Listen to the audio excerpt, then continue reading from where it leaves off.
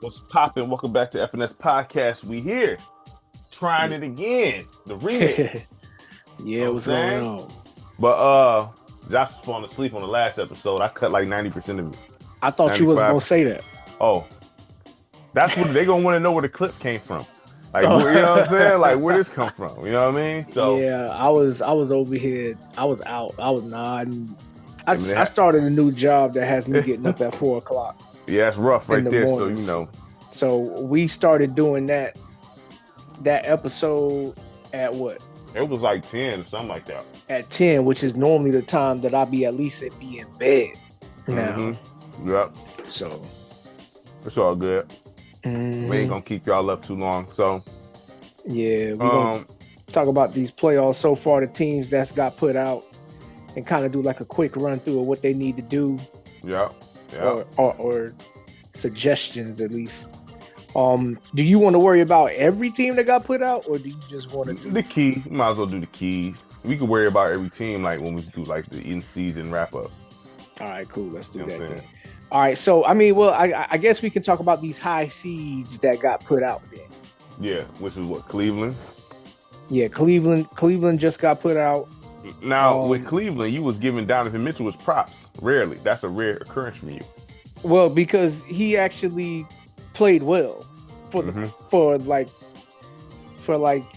that series. Like, he actually played well. Like, you wasn't looking at the superstar saying when you gonna show up with that series for them. Yeah.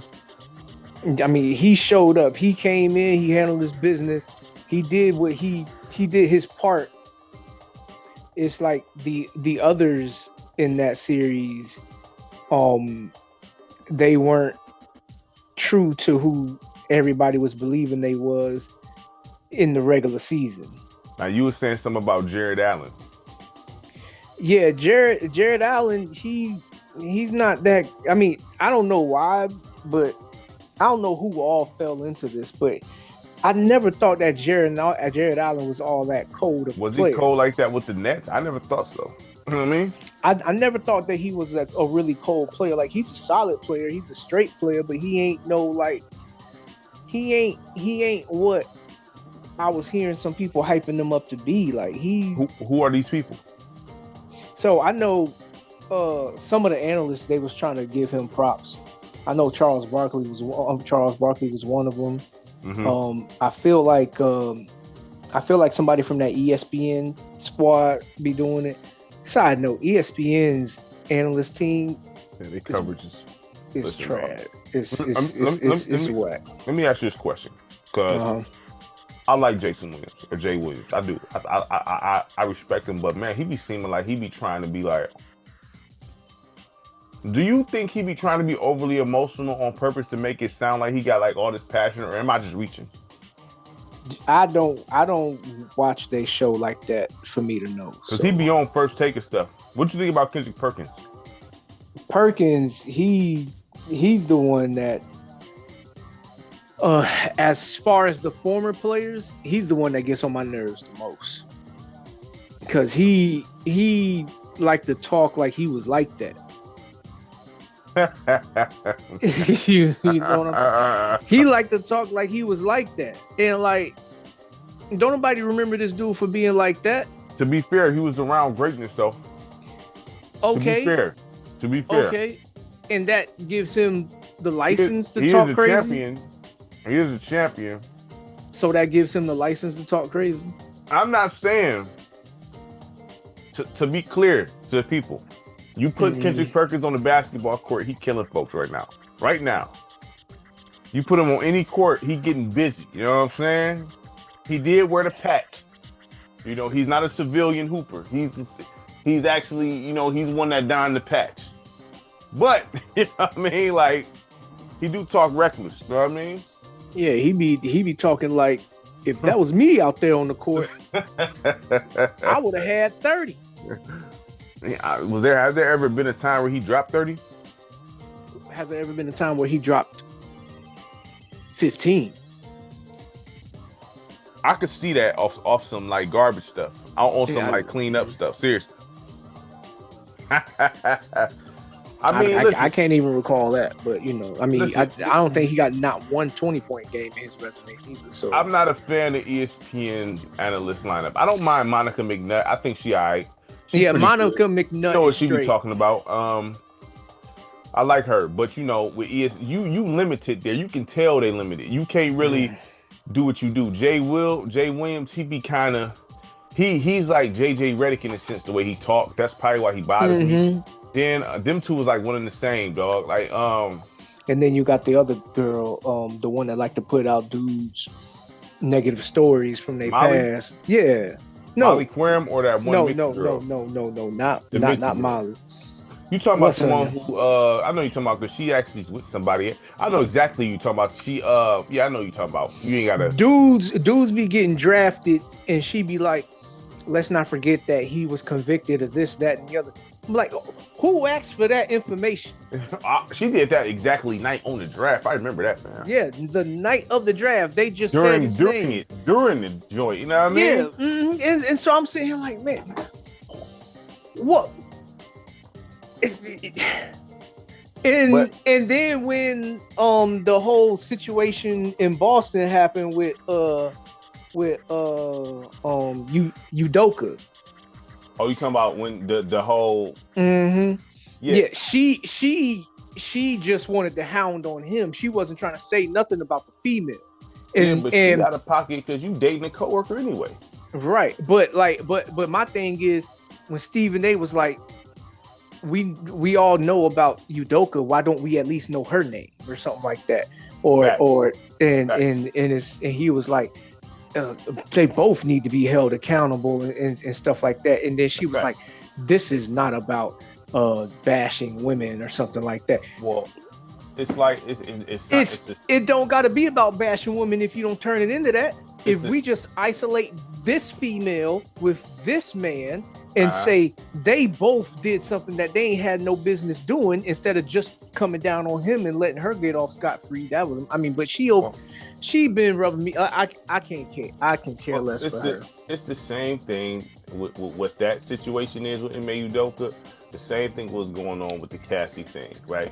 Where they try to paint her as the victim when she wanted a lot of this. Is proof, and the fact that look, man. Oh no, you grown. You asked for all of this nasty stuff to go down.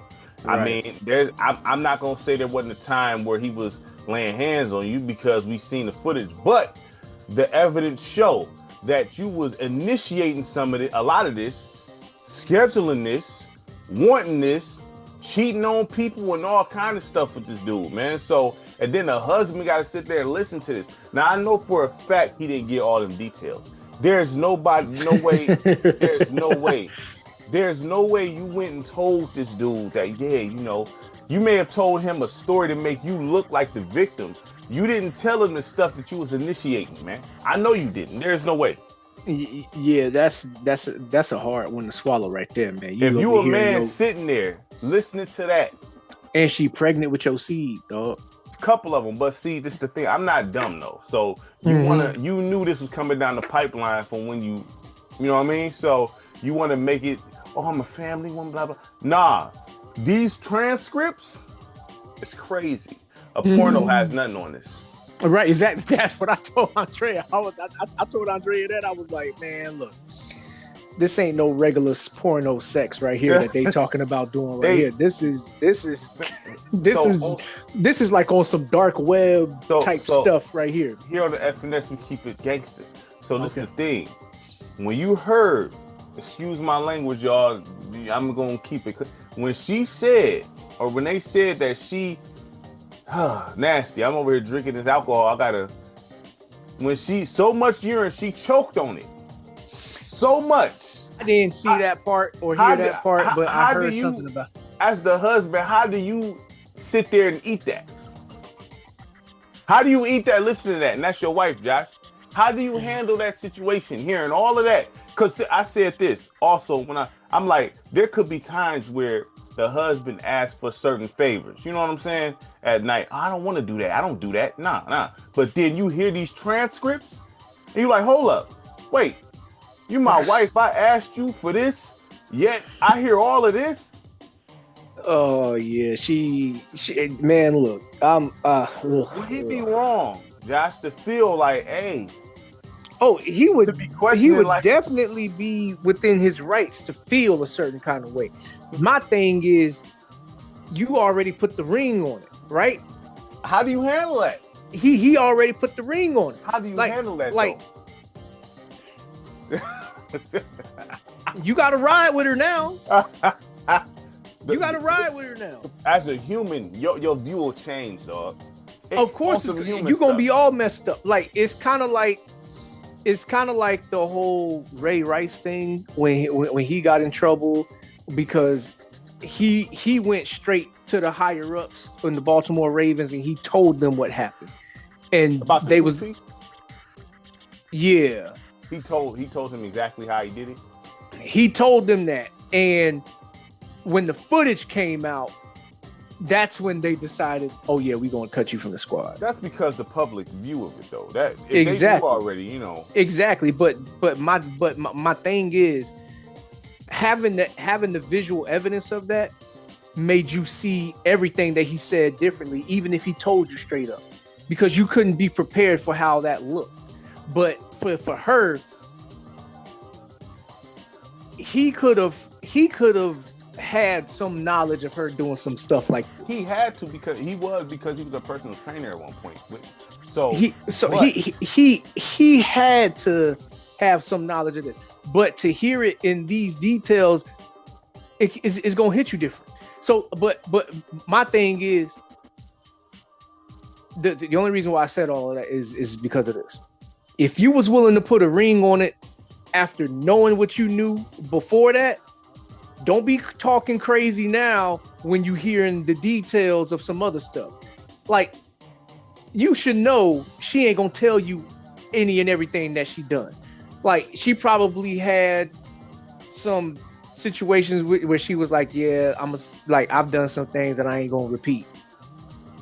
Right? Damn, this is nasty work. I mean, look, I couldn't marry nobody like that. I'm sorry. I just could, like, before me knowing, sir, I'm like, I'd rather not even put myself in that situation. I couldn't do it neither. I couldn't do it neither. But see, the thing is, he did it already. Before this, he did it already. Yeah. So you got to ride with her now. Yeah, you got to. You can't just up and leave. I mean, you got to ride with her now. If you're gonna fulfill them vows properly, you got to ride with her now. That's a tough one, dog. Like, it's gonna be some hard conversations, fam. Like, yo, of course, it's gonna be some. Of course, it's gonna be some hard conversations, and you know what's gonna have to happen. It's gonna take some time. Like, oh, you would never get that image out your head, fam. You need the Men in Black joint. Yeah, you need that. You will never ever forget that, Josh. No, but as a man on some man stuff, you know, it's the visual. You don't need to see the video. You can just think of the visual. You see it clear for what's going on, right? It's like, but you know what though? Like you know, there was some stuff that came out on tape from years ago. Like, one of the things that grossed me out the most, I only seen this video one time, and that's because my classmates played it in class, not while class was in session, but we was on break and stuff like that, and they played it in class. But the video was called Two Girls in One Cup. All right, I don't know if I know where you're going with that. I think you might be going somewhere. Very inappropriate place. All right. Yeah. All right. So, yeah. That's crazy. That's nasty. Yes. Beyond that. So imagine if you was with somebody, right, and then you seen some footage of that person doing that right there. Right. Come on, man. You can't turn. Some things just isn't the past, man. On some realistic stuff. Some things just isn't the past. Yeah, because like I can't be willing. Like, nah. Some things you can't just, because when it comes to the guy, and we gonna get back to the basketball. When it comes to the guy and the girl, see, if a guy did this, the girl be ready to walk immediately. Like, no, I can't. No, you lied to me. No, you lied. But, I mean, guys be ready to walk too. But I'm just saying, like, so I mean, pretty much the moral of the story here is, before you decide to go into a deep commitment and marry somebody, make sure you get all the information that you need to make the proper decision. Like, too many relationships get started just on physical attraction alone. Like, bro, you need to make sure, like, I mean, unfortunately, you need to ask questions about people's past. That ain't unfortunate. Because no, it is unfortunate, because you shouldn't have to.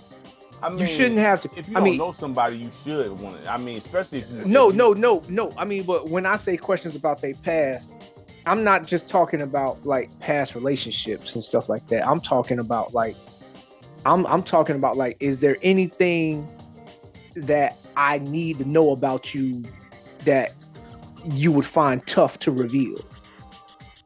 I mean, that's stuff that I would think that's stuff that you will want to put out there. I mean, if you care about this person, you know what I mean? No, because they don't want to lose the person. Yeah, but you gotta get them an option, bro. But folks don't think like that. Folks be thinking, if I tell them, then they ain't gonna want to be with me, and so I'm gonna just. I feel you. Like, at that point in time, it's like, you should have just took this to the grave then. You ain't gonna be able to keep taking none of that to the grave, man. Because you got it. First of all, with stuff like that's been on record tape footage. Yeah, well, that's what I'm saying. Take that to the grave. No, but for the everyday person. Yeah, everyday. Well, yeah, you could do. It's easier for the everyday person to take that to the grave. Right. For the everyday person, they can take stuff like that to the grave. But I don't know, that disgusting. Let's just get to basketball. So Boston. Well, do you want to start with them, or do you want to start? You want to work your way down from like the highest seeds that got put out? I mean, we really pretty much at this point. Cleveland. Let's do it that way. Cleveland got bounced. Boston got bounced. Cleveland got bounced. Boston got bounced. Still around, so that'll be found out tomorrow. We also have another number 2 seed that got bounced. The Rockets. Oh yeah, them. Yeah. The Rockets got bounced. That's crazy. They didn't play like a number 2 seed. If you want to talk about the Lakers, we can, but they number 3 seed. Enough. Listen. The Lakers. I told you already, and my truth came out. And everyone makes excuses about this. It's annoying. Like it's nerve-wracking, dog. Like clear as day. There's no excuse. And everybody, no, it's no excuse. They lost fair and square. LeBron played good and everything. They just lost. Luka played. He was Luka, and they still lost. So what's exactly the excuse? What's the excuse? I want to know the excuse. Somebody tell me the excuse. I don't want to hear, you hate no, what's the excuse? Everybody crowned JJ Redick as the greatest coach of the year. Who crowned him as everybody, that? Everybody. Who's everybody? He's on the verge of coach of the year. This dude's Einstein, and this dude made a fatal error. Ain't no way it was. But we're gonna get to that because that's on the playing with all. Listen, fireable offenses. Forget all that. The thing is, I was right. They lost. Clearly, they didn't have a chance. Yeah, I mean, with some of the stuff that they was doing, like I would like had they would have had not rescinded that trade and had Mark Williams. Man, I don't want to hear that. No, that's no. That ain't no excuse. I just feel like there would have been a lot different there. Well, shoulda, coulda, woulda don't exist right now. No, it don't. But Brian talking to Steve Nash right now. I never thought that. I never thought that he was in the runnings for coach of the year. But I felt, I said it on podcasts in the past, all he has to do is just be better than old boy. So Lumphead. Everybody talks about Darvin Ham, right? That's fine. Everybody talks about Darvin Ham. What did he do? He was in the Western Conference Finals. He was in. He was in the Western Conference Finals. They made it there in spite of him. No, I want you give too much credit to just being a part of the team. So it's just like this. You know that's like when you in school and you have a group project with somebody and you do none of the work, but y'all get an A, and you be like, oh well, he's part of that. No, they did this in spite of you because you didn't do nothing to contribute here. What did Darvin Ham contribute to that team at all? He contributed something for them in the West Conference. He ain't contributed nothing. And if JJ Redick he ain't contributed official, nothing. They would not have got bounced the first round. No, man. Look, that's not they true. Got when you go first in, round, fam. They have no big. Too smart. You had how many more? You could have experimented with these guys. At this point, you don't just play 5 dudes. You go and try to find something on the bench. You're right. There's no excuse. But what was on the bench? You knew there was nothing on the bench. Somebody got to try something. Because you should have tried something. You don't just not try nothing, brother. That part, yeah. You would have failed playing every. What does Alexa Lynn got a jersey on? Hey, look, are they at home or not? What you mean? Are they at home? Was that dumb? Okay, was that people talk about Darvin Ham? Okay, cool. He be getting cooked. Was that dumb or not? Yeah, that was dumb. And it cost you the series. I'm not even gonna say it would have been a different outcome because at the end of the day, when he was playing the bigs, they wasn't doing nothing. You still got to try something else. You don't just LeBron James. But here's the thing that you're missing. Here's the point that you're missing. All right. Here's the point that you're missing. And I'm not saying that this is an excuse. A fact is a fact. Now, if you want to take it as an excuse, that's your business. But here's the fact. If he gave them playing time in the regular season and they did nothing, and then now it comes to the playoffs and they still, what is he supposed to expect to be different? You can have a Kuminga situation if you actually looked.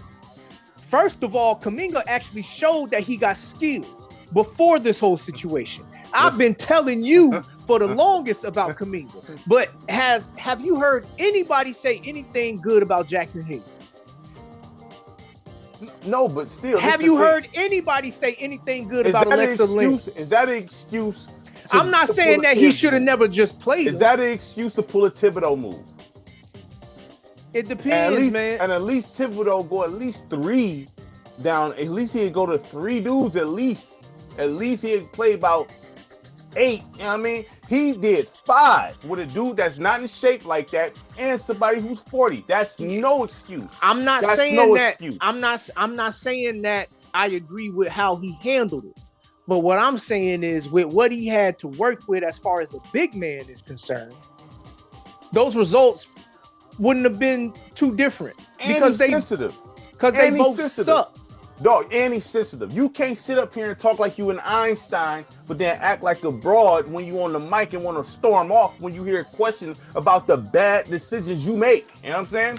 Get out of here. I'm not giving him a pass for none of that. I'm not giving him a pass for none of that. Look, all I'm saying is you can't expect a dude to make gold out of doo-doo.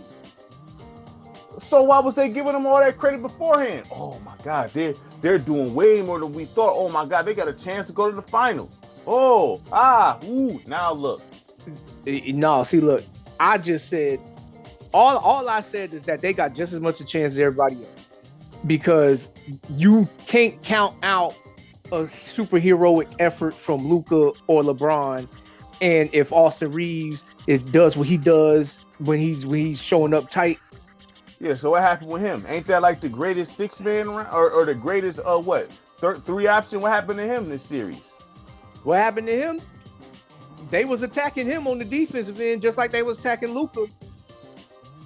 Because Austin Reeves don't play defense just like Peyton Pritchard don't play defense just like, like Austin Reeves not better than Peyton Pritchard though. Yeah, he is. No, he's not.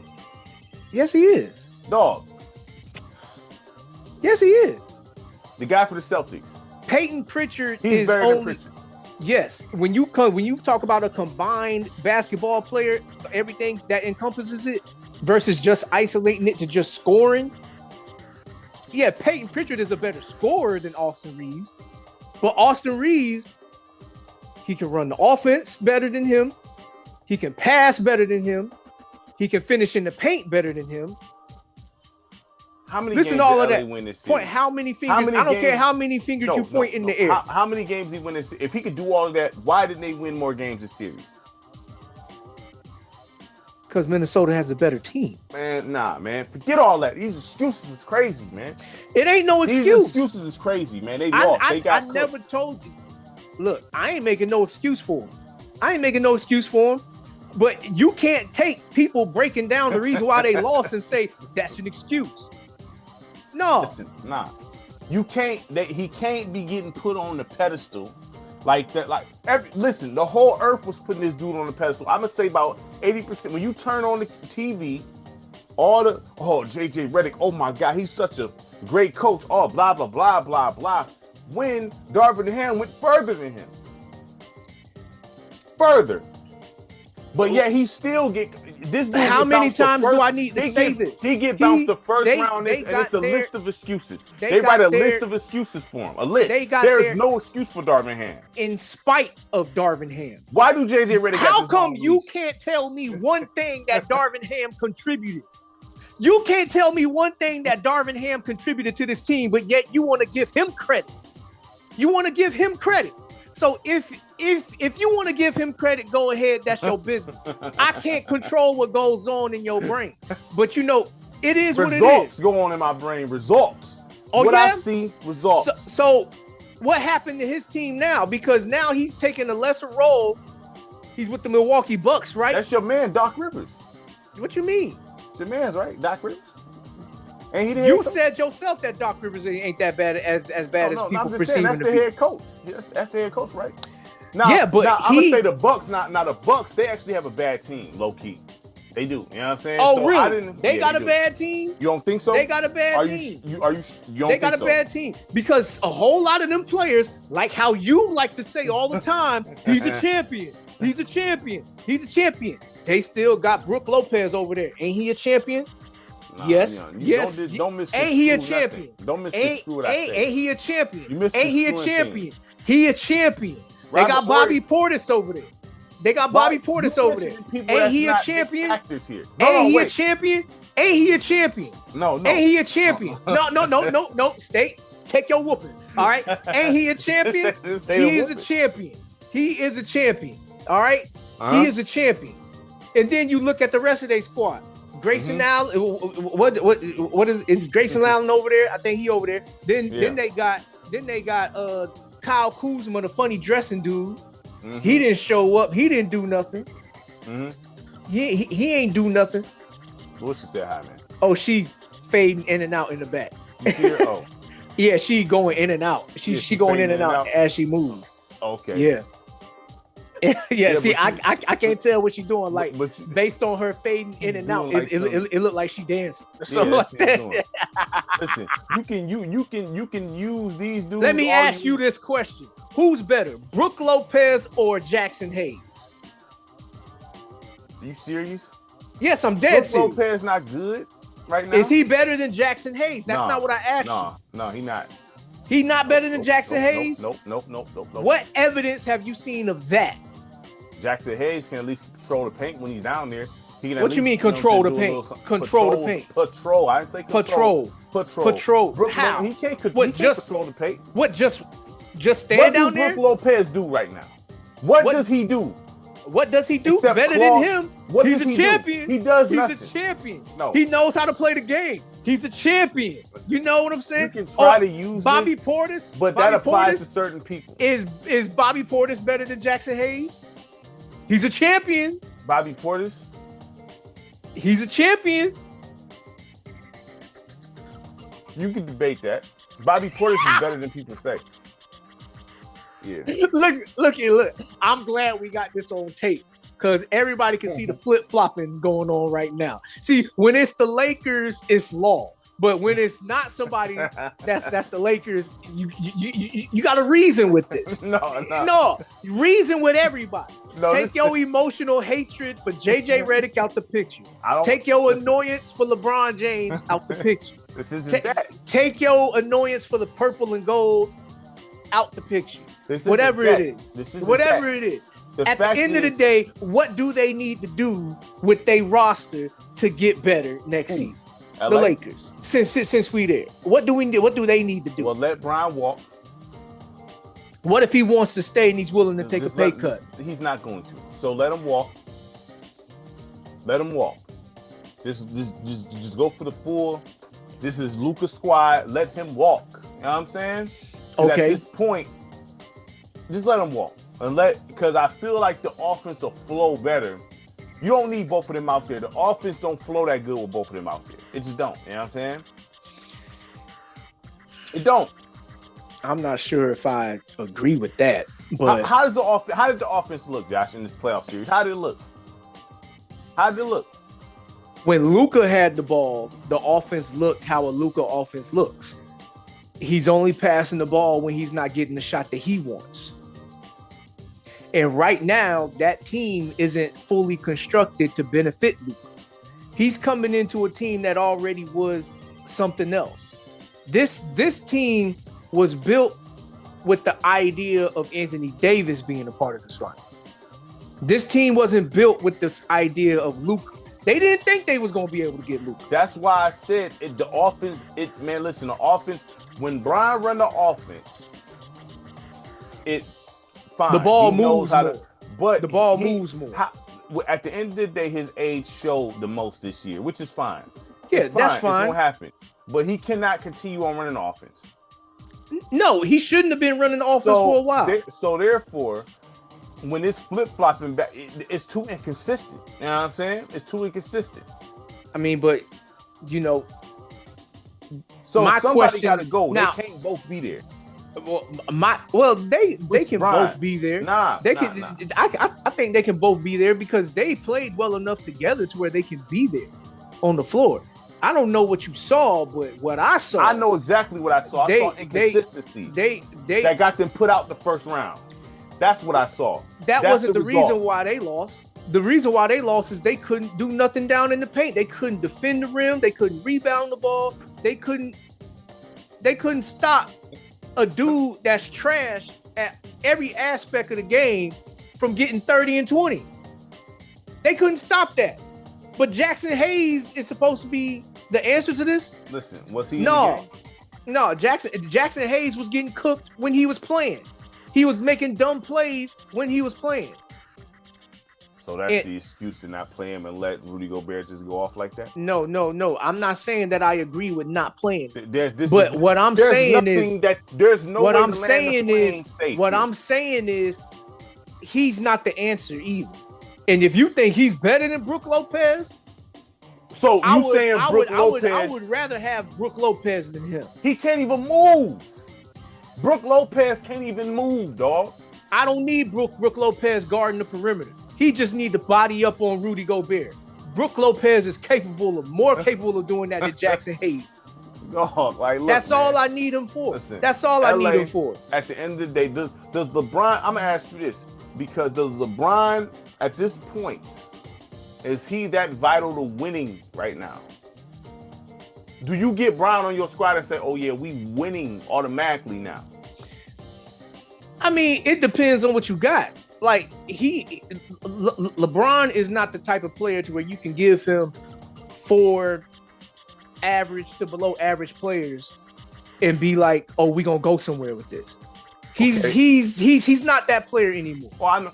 Everybody, like all 4 players on the floor, need to be good to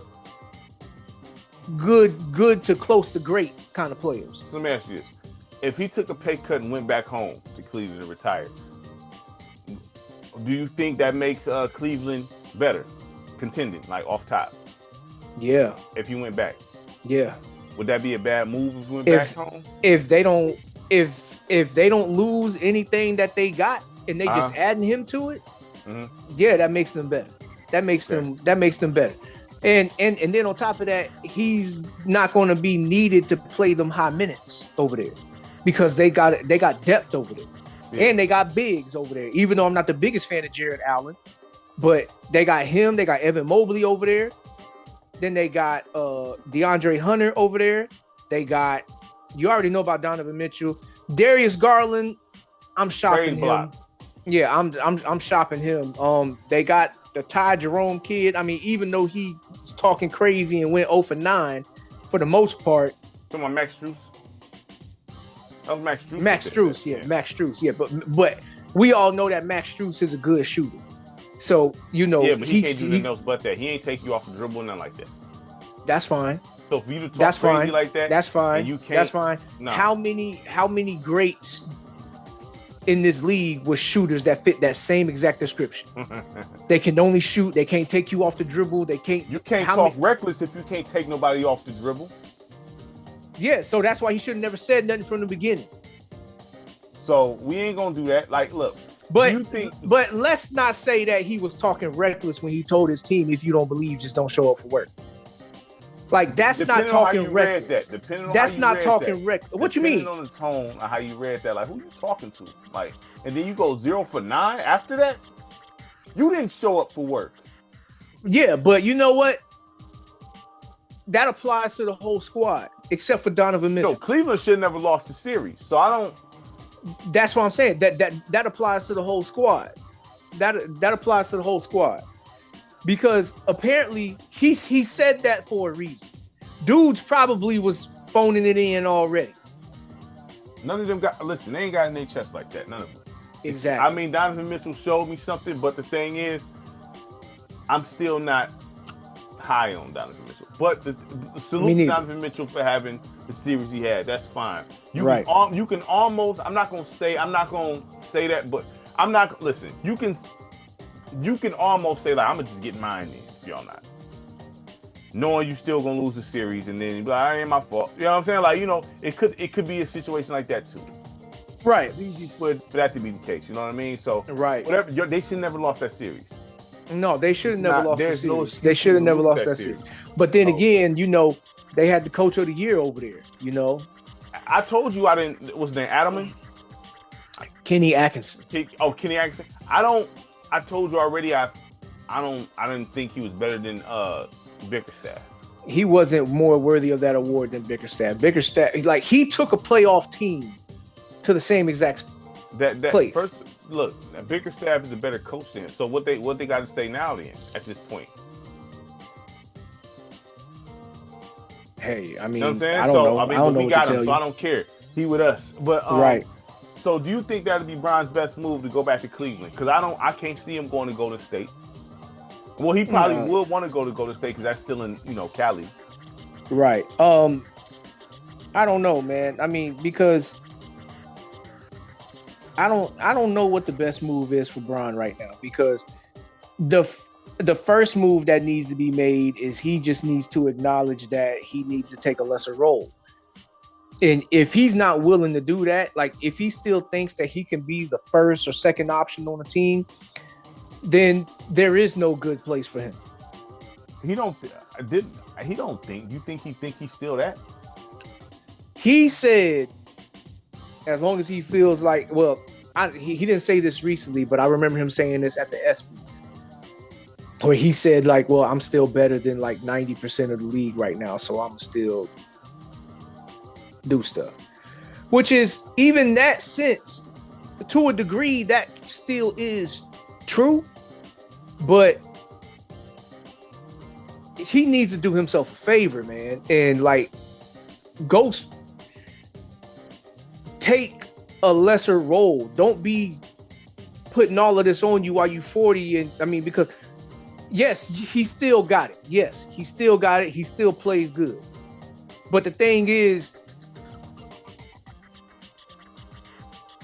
he need to, like, understand, like, you still human. Like, you've surpassed the father time stigma up to this point so far, because you still busting heads at 40. There's not too many dudes in the history of this game that was still playing at a high level at 40. A whole lot of them was, if they was moving at all. How old was Kareem doing this? Kareem was still doing stuff, I think, when he was old. But that's what I'm saying. We don't got a lot of those dudes. Like, we can probably count on one hand how many dudes at 40 years old was still arguably one of the best players in the league. Yeah. Arguably. Bron, arguably right now, is still a top 20 player in this league. Oh, he is. I mean, I don't think that's arguable. Right. So it's like he still can play in this league. He still got something to contribute. It's just what's best for him is to take a lesser role. And that would require going to another team that either already has some stuff in place that's better than what the Lakers got to offer, or the Lakers got to make another move and bring somebody else in. One or two players. There's not much, but many moves they could make. So what moves can they make to bring, like, in the time I don't know out there? What is there available for you to get? You know what I'm saying? I don't know. I mean, and I'm not saying this has to happen via free agency. This could happen via a trade or something like that. Yeah, but even with a trade, like, what can you get? Like, I mean, what you trying to get Giannis? You know what I'm saying? And I don't know if they can get Giannis. I don't even think they can get Giannis. You know what I mean? I don't think they can get Giannis. No. I mean, and if I'm Milwaukee, I'm not trying to trade with LA because I want to go to a team where I'm gonna get some draft capital. Because with Milwaukee being what they is, that ain't no market where players want to go there. Well, they was talking about Dallas. They was talking about that being with Dallas, where they kept saying, "Oh, should they trade the #1 draft pick for Giannis?" Alone? No. That's what they've been flirting around here. No. Would you trade the flag pick for Giannis to bring Dallas? No. I mean, I'm package deal. You want Giannis, you gotta take Bobby Portis and Brook Lopez with you.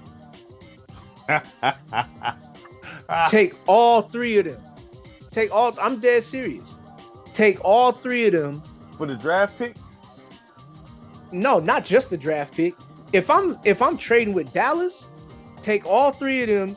Give me Gafford or Lively, and Gafford or Lively. Pair them with PJ Washington, and then give me the first overall pick. I would take that.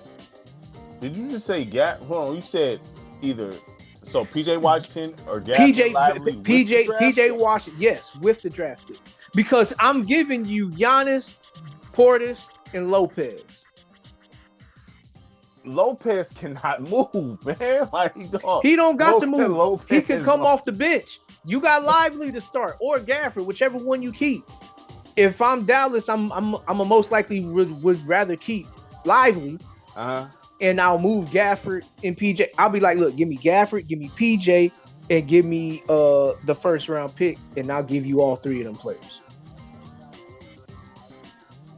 Because I'm giving you Giannis. You got to give something to get. So, I mean, I get it. I'm giving you Giannis. They giving you Cooper Flag, too. Your franchise piece. They giving you a franchise piece.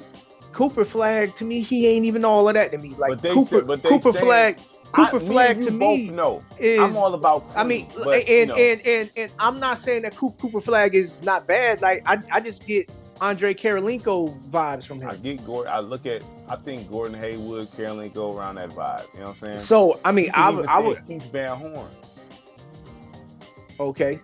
I mean, Keith Van Horn wasn't trash, fam. No, he wasn't trash, but he wasn't Keith Van Horn was all right. In 98, 99, he was... Yeah, but defensively, he wasn't like no Andre Karolinko. But Cooper Flag not shut down either. No, but Cooper Flag going to swat some shots though. That's fine, but I mean, you know, in college he swatting shots. Yeah. But see me, I'd rather have Queen. Give me Queen. Yeah, Queen is with the first overall pick. Now I need to look up this Ace Bailey kid because I ain't really looked at him, but like I've heard other NBA players, they say Ace Bailey is. I've been hearing that name float around. So I'm gonna look up Ace Bailey and see what he all about. But from what I've seen so far, Queen is the best player coming out of this draft. Yeah, Queen. Queen give me DeMarcus Cousins vibes. He got the tools. So I'd rather have him.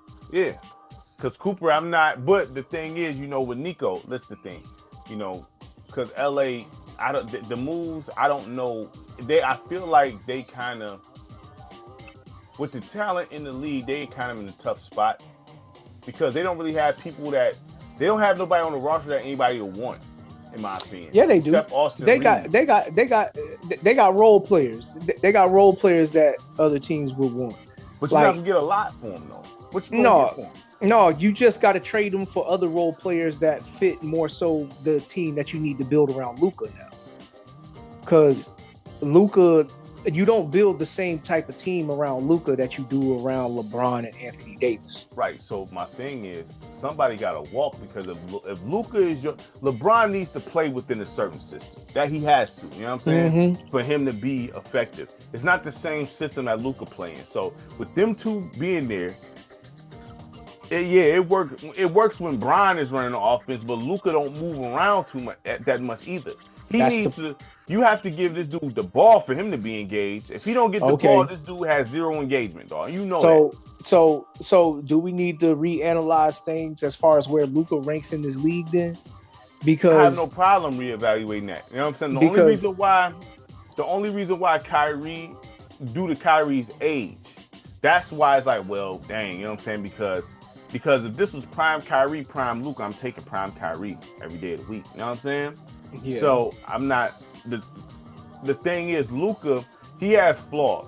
He can score, like his ability to score is out cold. Like some of the best ever. Like, to be out of shape like that, to have all them issues and still get your stuff off and not be athletic. You got to give him his props for that. That's a skill. He's highly skilled there.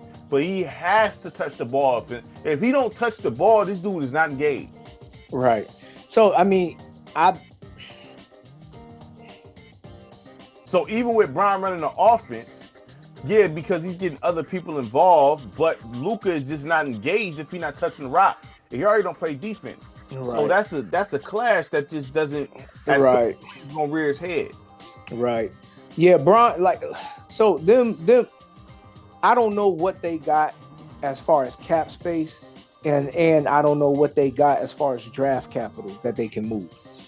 But they need to get a bid. Like, they need to address that immediately. They need to get a bid. Would it be unpopular to put Bron on a trade block? Of course it'll be unpopular. Would you put Bron on a trade block? To see, because you can get a haul for him still. You can get a lot for him. It just depends on what he wants. Because if Bron is willing to still stay and play, then I would probably keep Bron and that pairing together. But I would let Bron know, well, if you're gonna stay, you gotta take a pay cut. And if he ain't down with that, then I'll be like, well, give me your list. Give me your list, because we can't pay you like this, and we know that you older and you're going, like, I mean, the first conversation need to be with JJ Redick, because if JJ Redick doesn't trust what we got as a roster and we committed to him being the coach, then he need to give me a list of the players that he don't want on the team, which is based on his actions. Everybody but 5 players need to be gone. I mean, well, and that could be for a number of things. Like, players could have talent, but they IQ could be dumb as a box of rocks. Like, let me ask you this: is it a possibility that, because JJ Redick isn't that far from playing, right? Do you feel like it could possibly be like they still view him as a peer, almost like, fam, like, some lack of respect for some of these guys? I mean, I do believe that is a possibility. And then on top of that, when you think about JJ Redick as a player, he's not as highly respected as a Jason Kidd. Like, even JJ Redick was respected, not as highly respected. Yeah, but see, Jason Kidd, how long was he, like, Jason Kidd?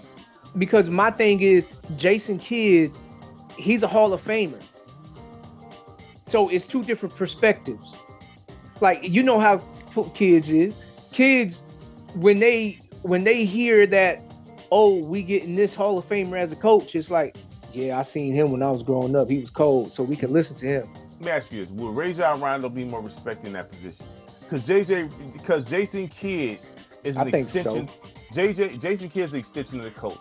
Chris Paul's an extension of the coach. Right. So I feel like if Chris Paul was to retire tomorrow and have a coaching job in the summer, he will garner respect because he's proven he's an extension of the coach. Right. There's certain dudes that's just extensions of the coach. That's like a coach on the floor. You know what I mean? Jason Kidd was that, and Rondo. And honestly, that could be something that LeBron can entertain when he actually hangs it up. Being a coach? Yeah. I wouldn't disagree with that. He's like he got a photographic memory and everything. Right, yeah. So it's just one of those things where JJ Redick, he's the role player. Yeah, but Phil Jackson was a role player. Yeah, but Phil Jackson didn't like just jump right into coaching. Because some of the best coaches are role players, so I can't really say you're that. right. You're right. You know what I mean? Tyronn Lue, role player. I'm just saying that because you brought up do the players lack respect for him. The way the thing is, it's like it's certain players garner different respect. Like you know that. You know what I'm saying? So, right. That's what I'm saying. Yeah, like Jason Kidd, he get respect time he walk in the door, and he ain't have not one lick of coaching experience when he got his first job. Same thing with Steve Nash. He didn't have one lick of coaching experience when he got his first job. He just got thrown under the table by Kyrie and KD. At least Jason Kidd shown that he has because even with Steve Nash never seemed like the extension of the coach to me when he was playing with D'Antoni. He didn't seem like no extension of the coach. Not to me. I mean, like there's certain players you look at that's a coach out there. Chris Paul, right? Rajon Rondo, Jason Draymond Kidd. Green. You know what I'm saying? Draymond I could see him being a coach. There's certain dudes. Ron, I could see him doing that, but I don't see him doing that. Like I could see him. I don't see. I could see him doing it. Being the coach. I could see him doing it if he's doing it on some nepotism stuff. Or coaching Bronny or something. Coaching Bronny and say Bryce comes into the league.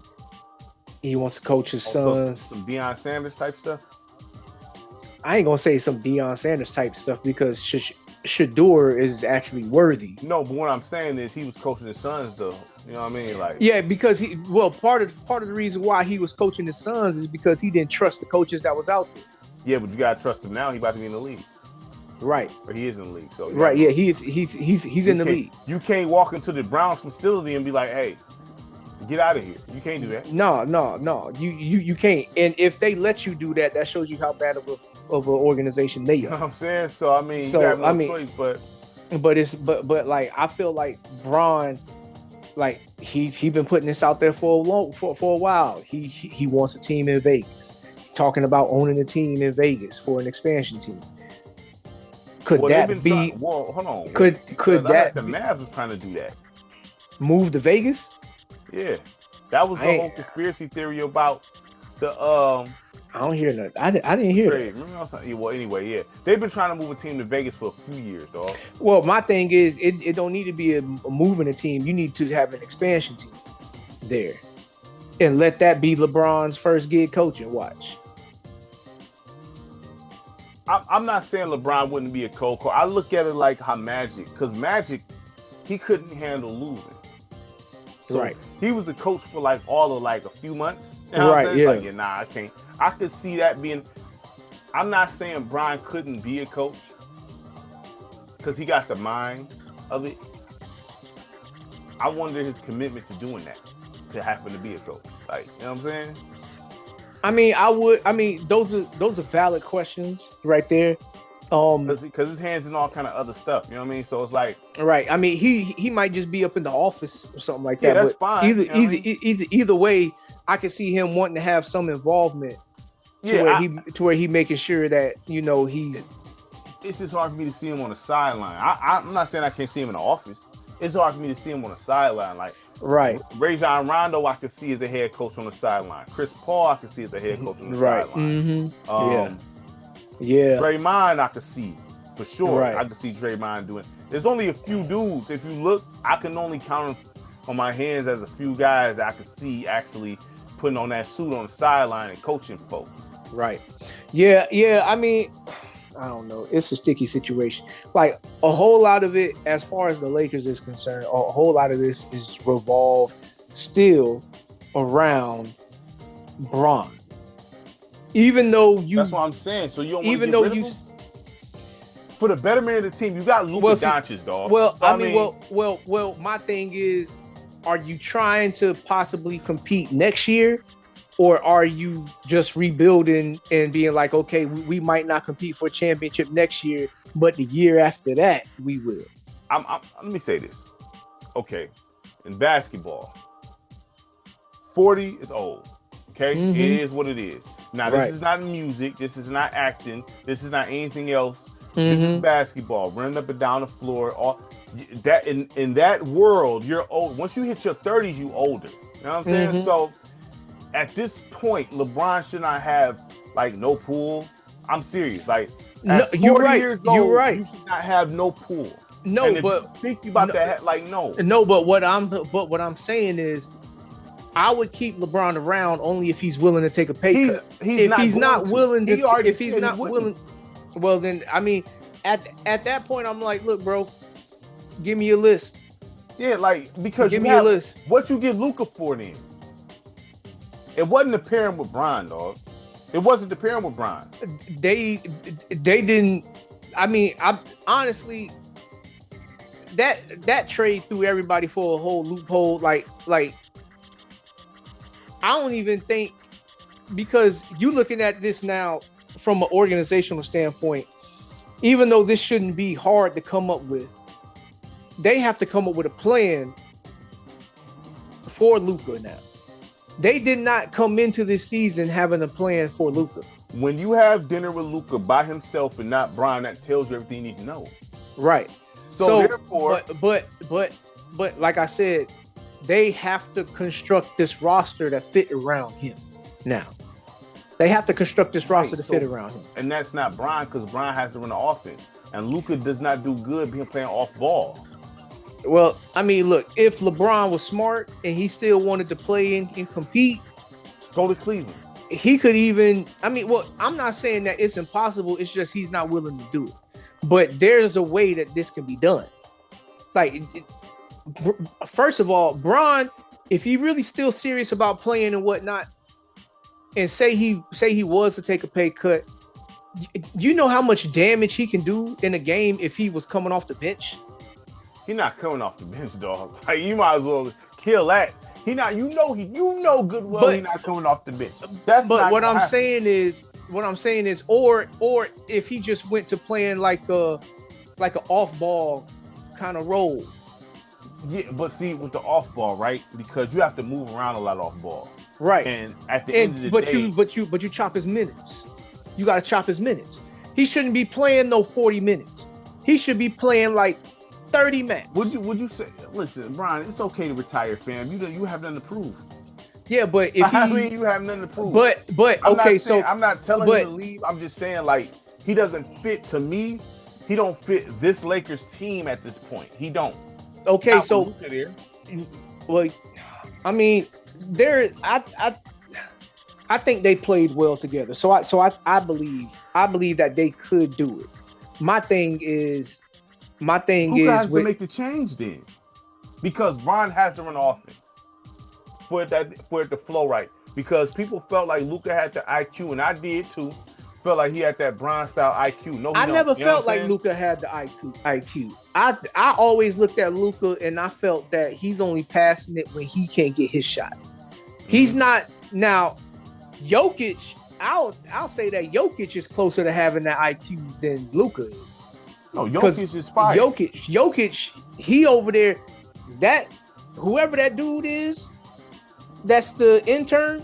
He ain't coaching this team. He doing what Jokic said. Whoever that guy is.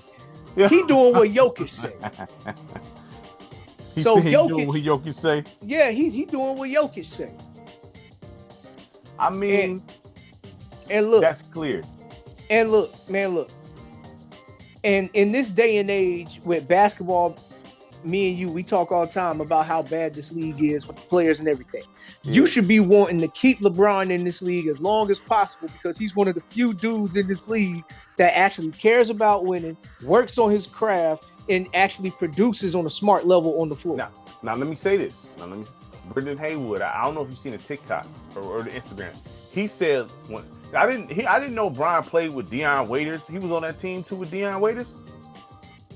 Probably when he first went back. Okay, so Brendan Haywood was like, man, LeBron will sit there and sacrifice games because he'll sit there and try to teach them how to win, right? Mm-hmm. Dion Waiters wasn't listening. You know what I'm saying? Yeah. Mm-hmm. So he'd just okay, all right, go ahead and do it your way. And sacrifice the L. Because Brendan Haywood was like, they traded him during like the national anthem, dog. You know what I'm saying? Like in Philly or something like that. Right. You know what I'm saying? They had to play. Come on. You got traded. So, he care about winning, but do you think it's wise to sacrifice games to prove a point, or do you get it? Do you get the method to the madness? It depends on where you at in the season to me. Because if you got, say you 30 games in, and the team have a long history of showing certain stuff, and you try to teach them, and they don't want to do stuff, you're like, all right, do it your way. One game isn't going to hurt you in the 82 game season with 30 games deep. Yeah. One game is not going to hurt you. You still got time to flip that thing all the way around, especially now with the play-in tournament being what it is. You know, you got 2 extra slots right now. Yeah. That you got room for. So yeah, sacrificing the game, yeah, I would. I could see the wisdom in that. Because a whole lot of things are proven that way. Yeah. A whole lot of things are proven that way. Oh, you think you right? Okay, well go ahead, show me you right. Yeah. Don't ask me for help. You try and do this your way. So do it. Go ahead. I mean, no, I was just asking because I'm like, well, you know, because I get it. I just don't like it. Like, I don't like sacrificing games, dog. Like, I don't losing on purpose to prove a point. No. It's not losing on purpose. No. Because theoretically, you would love to be proved wrong and this player is right. Yeah. Theoretically.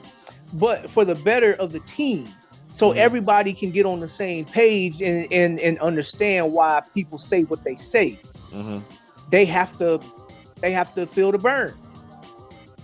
No, I get it. I do get it. I mean, I do get it. I'm just saying, like, it just, I don't like it. That's all, dog. And it depends on the matchup too. If this is like one of those big games where we gonna see them in the playoffs, like, we can do that against Charlotte all day long. I'll do that against Charlotte all day long. Charlotte, Washington, Brooklyn right now, Utah, Portland, like all of those teams. All right. Yeah. If you can do that against them, then we'll entertain this more. All right, I'm not mad. I mean, I just feel like it's one of these. LeBron is in a tough spot because he's too good, really, to come off the bench. But then again, he's not good enough to be. Think about how much benefit will come to not just to the Lakers, but for him. But I'm just saying, like, you can still have your team built with Luka. You can still have your team built primarily just for Luka. How you gonna pitch that to Bron, Josh? What's your pitch gonna be if you come to, like, let me holler at you right quick, man. Like, what you about to say to Bron to try to get him to come off the bench, fam? What I'm about to say, I'm gonna be straight. I'm gonna be straight up with him, because there is no way around this here. There is no easy way to say that. You know, to be straight up with him. Look, I got something that I want you to think about. You're not gonna like it off the top, but think about how this could potentially benefit the team and benefit you, because this could theoretically extend his career if he keeps going. Like, if he successfully works out with this. But I'll be like, look, entertain being the sixth man or coming off the bench and leading the second unit. Mm-hmm. Because right now, currently constructed, our team, we got you and we got Luka as the two goons on the team. Mm-hmm. Then we got a solid player, role player in Austin Reeves. We got y'all, the three players that we really got, that when y'all hot, y'all can do some stuff.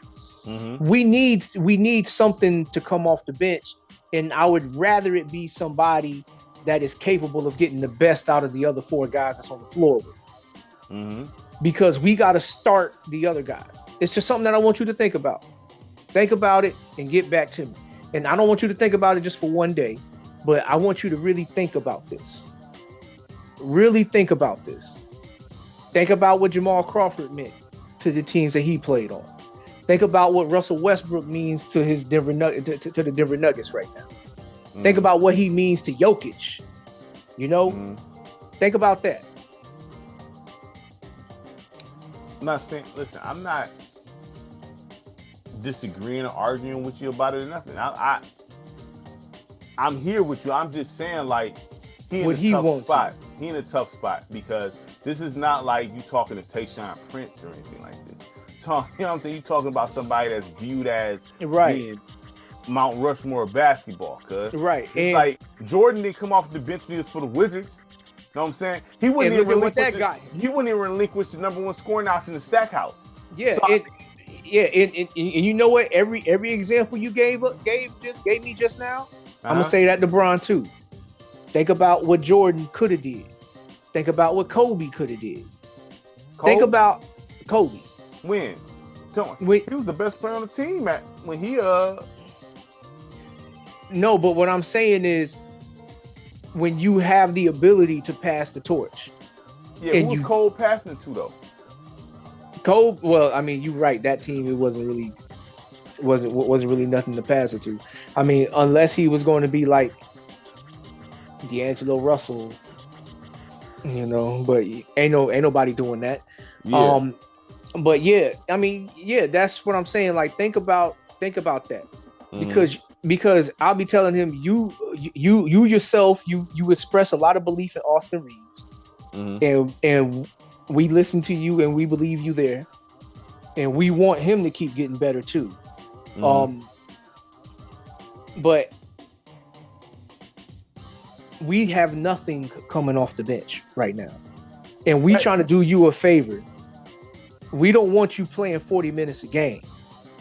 We want you to give us the best 30 that you can give us. You know what hurts them too, though, to be honest? It's the apron.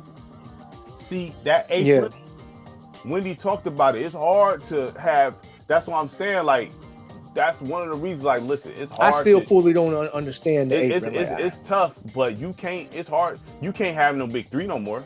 Oh, no, you can't have that. Not making this. You can't. It's tough. It's a lot layers to it, but mm-hmm. it's pretty much impossible to have it. Like, no, you gotta actually. It's more set up to where you gotta really have. It's set up to where you gotta have it like an old school kind of roster where you got like your superstar and the rest pretty much role players, dog. Which I'm not mad at though. I'm not mad at that, but like, you know, I'm just saying, you know. If he thinks about those benefits while taking a pay cut,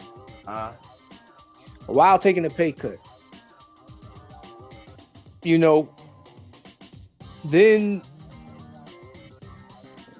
we'll have the money to afford and give the playing time to other players. He need like a Buccaneer style kind of roster though, don't he? At this point. I don't think he needs a Buccaneer style type of roster. I said, yeah, he was fully loaded, top to bottom, offense and defense.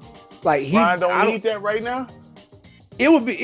Obviously it'll be cold if he can have that, but I don't think he needs that, because for them to get there with what he got, that shows that he just needs like maybe just one or two more players. He ain't getting younger. I don't care how much, whatever supplements his brother used, it don't matter. But that's what I'm saying. If you can get a couple of good players, to come in and join that team, then that lessens what he has to do. Well, So then again, like this all goes back to being revolving around Luka, right?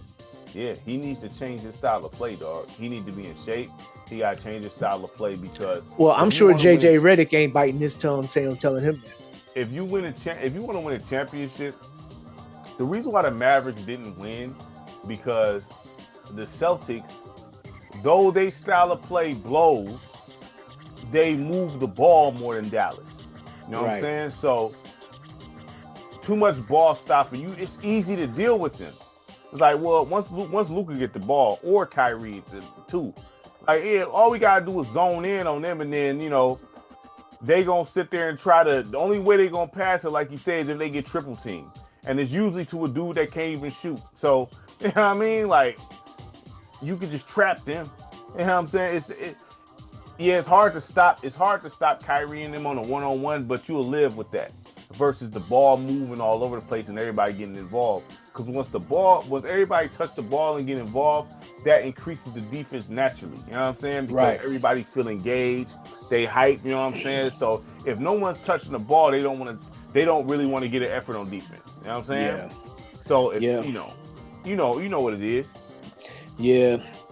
While we in the West, Rockets. Yeah, Jalen Green's on the block off top. I heard that this is a destination, a potential destination for Giannis. Like I heard two teams that they was talking about Giannis about. They was like the Rockets and the Spurs. Well, they've been the Spurs didn't come out of nowhere. They was talking about the Spurs for a minute before all this happened. So I almost feel like them two been kind of talking behind the scenes. The Spurs and the Bucks. So that's what it's going to be. So, okay, Fox, Giannis, and Wemby. That's contending, dog. You don't think that's contending? That's going to be a hard team to deal with, fam. I don't even like their style of play, and that's a hard team to deal with. I'm like, yeah, nah. Because, first of all, I don't like Wemby's style of gameplay. I'm not about to sit there and lie and tell you I like how he play. But in today's game, it's effective. I don't like it, though. If you 7-5, I want you down low, fam. Period. But whatever he does is effective. Giannis, with that, and Giannis is a fan of Wemby too, so he gonna be gassing and putting batteries in his back too, fam. So, and then Giannis, his style is unstoppable when he get going. Fox is nice, and if you got Chris Paul there running the offense, Chris Paul can average 8 points and 15 assists. And the only reason why he averaged 8 points is just do the open shots. If Chris Paul is running that offense, well, they still got Castle over there too. They had to trade Castle, dog. They're not Castle. You ain't about to, man. Listen, nah. Bucks like give me That's their lot. Castle got to go. He got to know that. They're not Castle. They got to get rid of a couple players. Because they're gonna have to give up more than just Castle. Probably Castle. My man's with the bright hair, the draft pick. You know Sochan, and the draft pick. The draft pick and Castle was automatically in that deal. Right. There's no moving off of that. You can't even talk the Bucks out of that. You know what I'm saying? So the draft pick, Castle probably do with the bright hair. And whatever other, they have a little cash deals on the side and this, whatever other stuff. But the main thing it'll be built around Castle. Castle's going, brother. If they find a way to make that trade happen without Castle, that's rivalry. That's just like with the Rockets. I feel like it'll have to be around Jalen Green and Dylan Brooks. Them two automatically in the package off rip. Jalen Green, Jalen Green, like this choke job that he did in the playoffs. But he been doing this. Right. So I would definitely, I don't want him if I'm Milwaukee. But who else you gonna get? They're not giving you nobody else. So Jalen Green is gonna be the guy. Like this. I'll be like this. Give me Jabari Smith. I'm trying to think of who else they got. Sengun, give me. Sengun? They ain't gonna give you no Sengun. But give me Jabari Smith. Why not? And give me Reed Shepherd. Give me Reed Shepherd. And then at that point, you could probably throw Jalen Green in there. So they want to give you, bro. You can replace Giannis and Sengun, and put Giannis in Sengun's spot. No, you can't. Why not? Can't. Because since Sengun's a center, Giannis is a 3 that plays the 4. Like Giannis, as strong as he is and overpowering as he can be, centers can deal with him down low. So this is the thing, y'all got bounced pretty easily out that. Not y'all, but they got bounced pretty easy out the first round by the Warriors. Bro. And that was because in the regular season they were so used to Jalen Green dropping 25 plus points a game, and when the playoffs hit, this dude was struggling to hit 10. So he's the main reason, right? He's the main reason. I don't really want him. I don't. But because I do acknowledge that he is talented, it's almost like looking at Karl Anthony Towns. You know, he two. Listen, Karl Anthony Towns, 2 trips to the conference finals, both conferences back to back, fam. Right. Mm-hmm. That's crazy. Say what you want to say about him. Being carried, by the way. Being carried. So he played no part in this. No, he does play a little part in this, but we all know, especially when we look at that Knicks team, who's the main contributors over there? It's Jalen Brunson. I give Brunson his props. It's Jalen Brunson. After Jalen Brunson, it's Bridges, because Bridges, he be having that mid-range shot going. I got a question for you, real quick before we finish and the Rockets situation. Josh Hart, I'm not the biggest fan of Josh Hart, but his hustle makes a lot of plays for him. Hey, Josh Hart, I respect it. Now, I'm going to ask you this question before we finish the Rockets. The better Nick, Jalen Brunson or Sprewell? Right now is looking like Brunson, but he still has to get to the finals first. Sprewell, they got to the finals. So we got to wait and see. We got to wait and see on that. There is no for sure answer to that question right now. I'm asking you, who's the better player to you, Jalen Brunson or Sprewell? Sprewell, to me, is the better player. Jalen Brunson, he does his fair share of foul bait, acting for the ref and stuff like that. He does his fair share of that. I would say Brunson is showing up better in bigger moments. This Sprewell? As a Knick. Sprewell was wild in the finals, dog. Him and Tim Duncan was going at it. I'm sure, but we need to see Brunson get there. So that's why I'm saying right now it's not like that. And Sprewell was better coached, better solid team around him, because with Marcus Camby, and was he on that team, right? He was on that team. Camby. You had Larry Johnson, OG Larry Johnson. Yeah, I know Grandma Mama was there. Was Chris Childs there? I'm not sure. Chris Childs. Allen Houston, I think Allen Houston was there. Allen Houston was there. Yep. Was Patrick Ewing there? Was that older Patrick Ewing? Because I know at some point Patrick Ewing was with y'all at one point, and the Sonics, I believe. I'm just trying to remember, was he with the Knicks at that time? I think it was Marcus Camby. I think it was Marcus Camby, because I don't know. I have to look that up again. I have to look that up again. I just want to know, because they say he's like the greatest Knick. People trying to say Jalen Brunson is like the illest Knick. Nah, they prisoners of the moment. Because you got Patrick Ewing that exists. Well, you got Walt Frazier's there, and he won a championship. Oh yeah. So it's like, and you can't just like for real, like you a prisoner of the moment. So you full-time prisoner of the moment. Now, you could say that because of where he's gotten them, he's a better Knick than Carmelo. He's not more talented than Melo. He's not a better player. But he's a better Knick than Carmelo. Well, I never looked at Carmelo as one of the best Knicks, so you can, that's my man's and all, but you can say that part, Okay, is he better Knick than Allen Houston? Yeah, he's a better Knick than Allen Houston. You comparing a role player to the carrier. Allen Houston, he was a role player, 100% role player. he wasn't the main guy. If you put Allen Houston in today's game, is he a role player or a star? I don't know. He could be like another. He could be like a Klay Thompson. Allen Houston? Yeah, when like for shooting. But I don't know, because that's a different role right there. That's a whole different role. When you asking somebody to go from being the support system to the guy, those are two different roles. You require to do something different. The team's primary focus on defense is going to be, we need to get him. So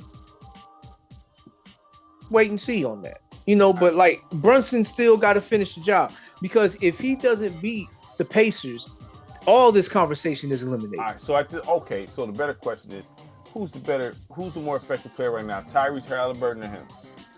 Hallie. Tyrese Halliburton, he on a mission, dog. Yeah, Hallie, lit a fire under him, dog. It did. It lit a fire. That's good. Good. Keep the fire lit.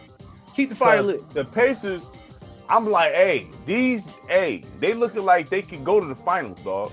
That's what I'm saying. And Rick Carlisle is probably the best coach left in the playoffs. Well, Rick Carlisle's underrated. Yeah, I know.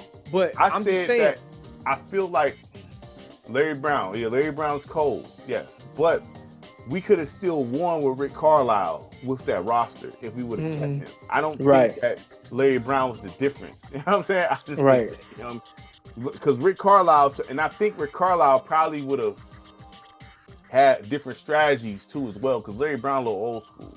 So Larry Brown would have been able to implement other stuff too. I think Rick Carlisle. You think Rick Carlisle would have drafted Melo? Rick Carlisle definitely would have drafted him. He would not. Come on, man. Rick Carlisle, we not even talking no more. Melo, he gonna be talking to Melo on the phone like, don't even work out for me. You coming with us? Don't worry. It could have been Melo. It could have been Wade. It could have been Bosh. I would have Wade. I wouldn't have mind. Wade would have fit in. Wade combo. Wade would have fit in right away because he already had what. Now the only issue with that is, what does that do to Rip's role? Trade him. I will trade Rip Hamilton, dog. Are you serious? Listen, Rip Hamilton was the weak link in Detroit. We're not gonna play these games. I like Rip. He can't create his own shot, dog. You're right, but that running around on the offense and stuff like that. Yeah. Like, think about how many plays that helped them win. But D Wade, now that's the thing, right? It works for Rip. D Wade, 6'3", 220 solid. He wasn't a shooter like that when he came into the league. Technically he never was. But the thing is, though, he could not be stopped penetrating the basket, bro. Because Rip, he shot the midi, that's fine, but Wade still gets you them same 2 points slashed into the basket, and you're not stopping this dude either. We've seen him destroy teams doing this. That would have been a heck of a defensive lineup, dog. Chauncey, Wade, Tayshaun, and Wallace. Like, arguably, Wade probably would have been a better fit than Carmelo. Maybe, if you think about this. No, there ain't no argument about that. Wade is the better fit. You put Chauncey, Wade, Tayshaun, and if they happen to somehow swing the Sheed move with Ben, that's a cold team.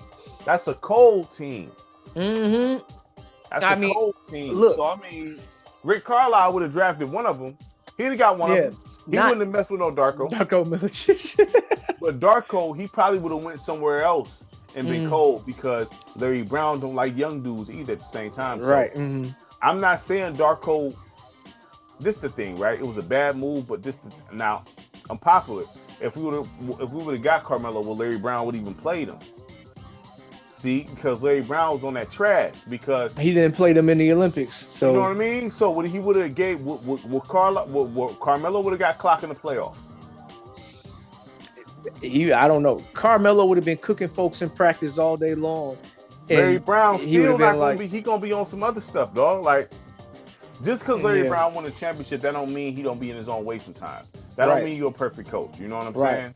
Right. So, but so back to the Rockets. Yeah, I mean, Jalen Green got to go off top, dog. He has to go. He has to be going by the draft at least. By the time on draft night, he got to be out of there because, you know, he a front runner in my opinion. You can't be getting busy all throughout the season and then once the playoffs come, you don't even show up. We can't do that, man. Because you was number 2 pick of the draft? No, we ain't doing that. Nah, we ain't doing that. Yeah. Cade, at one point, I thought he was better than Cade at one point. I did. At one point. Year one, maybe. I felt like he was better than Cade at one point, but then it's like year one. Cade, year one reversed real quick because Cade started to show he got dog in him in there. I'm like, okay, Cade, all right.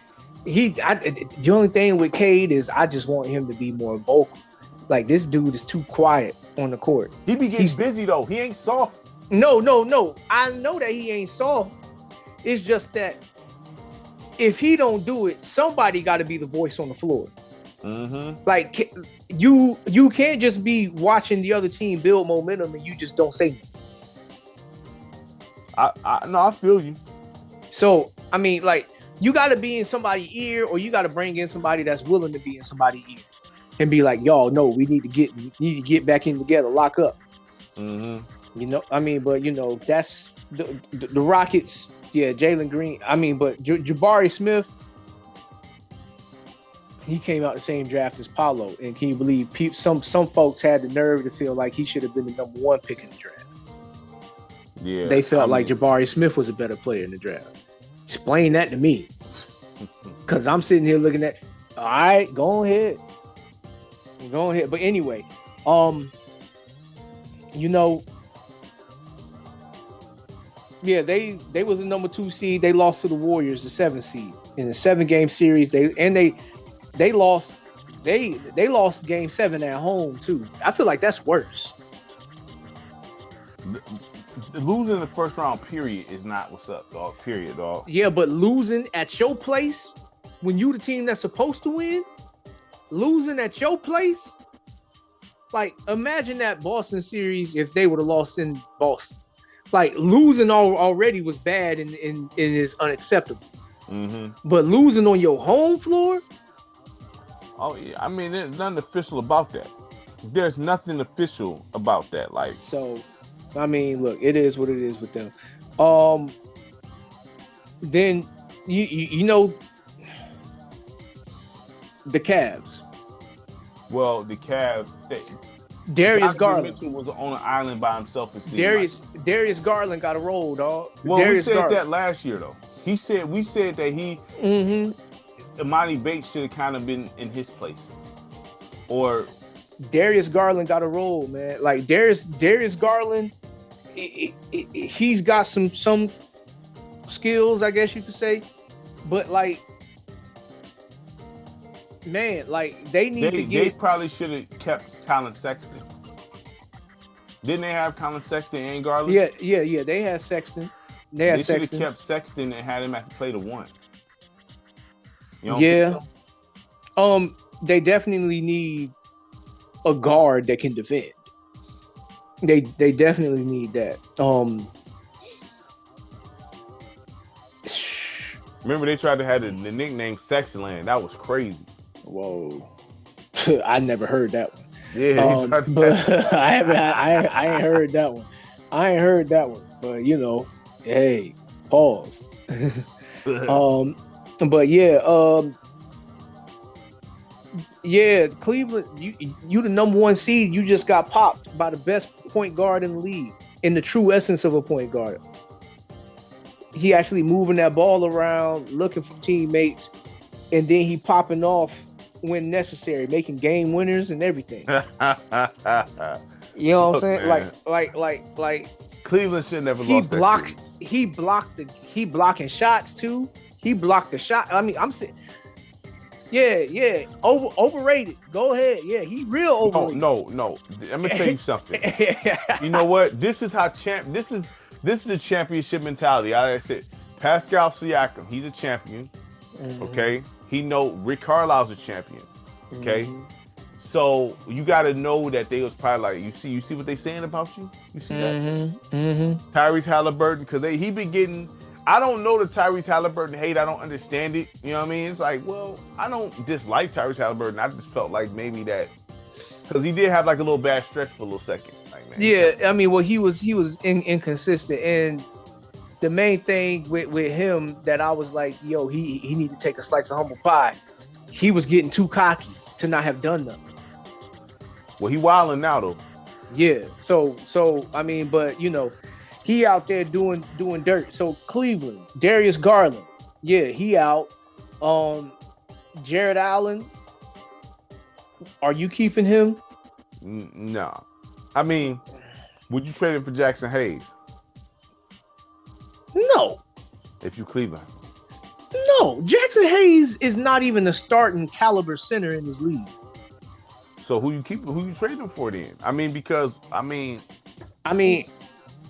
if we doing that, I mean, if I'm trading him like I would rather have Nick Claxton. Would you try to swing it for Lively? Think Dallas would give you Lively for him? If they would give me Lively, I would hit the accept button on that trade so fast. Straight up, swap? Straight up. Oh, heck yeah, straight up. Because Lively can catch lobs for real. Mm-hmm. You know, and with his wingspan that he got, with his athletic, yeah, man. Yeah, give me Lively over that. Yeah, I'll take Lively. Because Lively comes off the bench, right?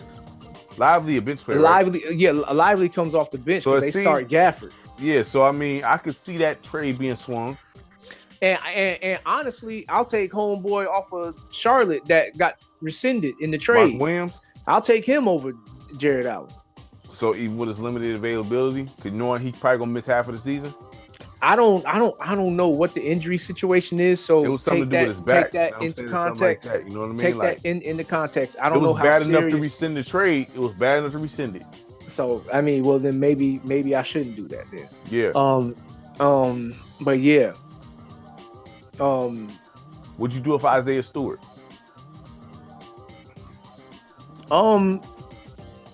With this team,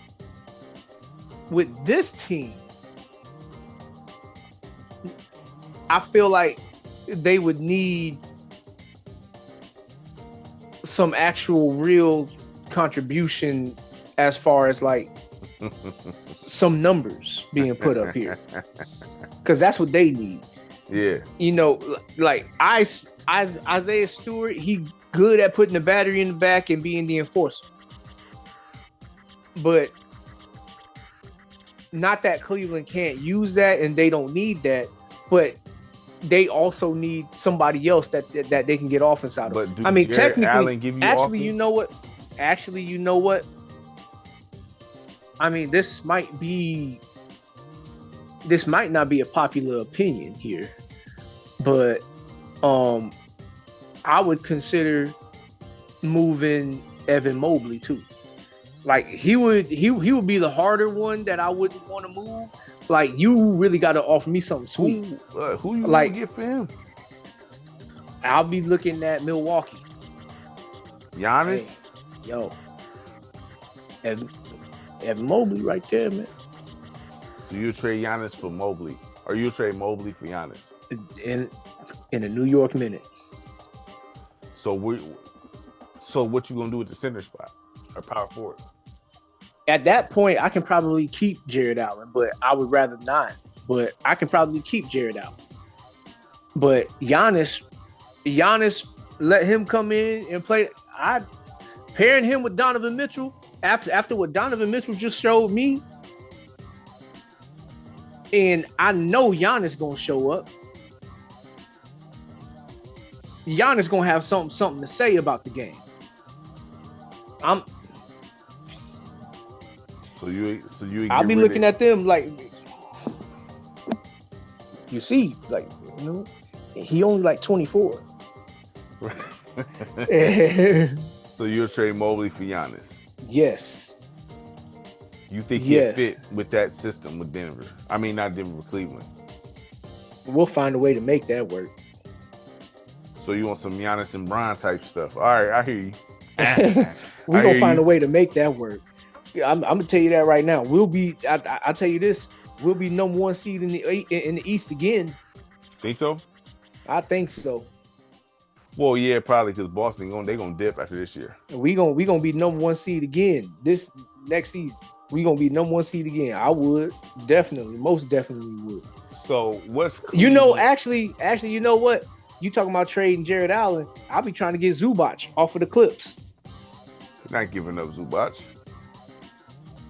They're not gonna give it. That's one of their better players. They're not giving him up because you gotta think about it. I could see.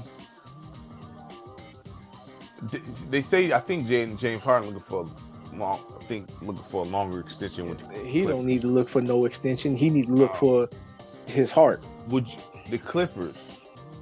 I would be trying to trade Kawhi while I got the chance to. Well, Clippers wasn't the high seed team that we was expecting to go far.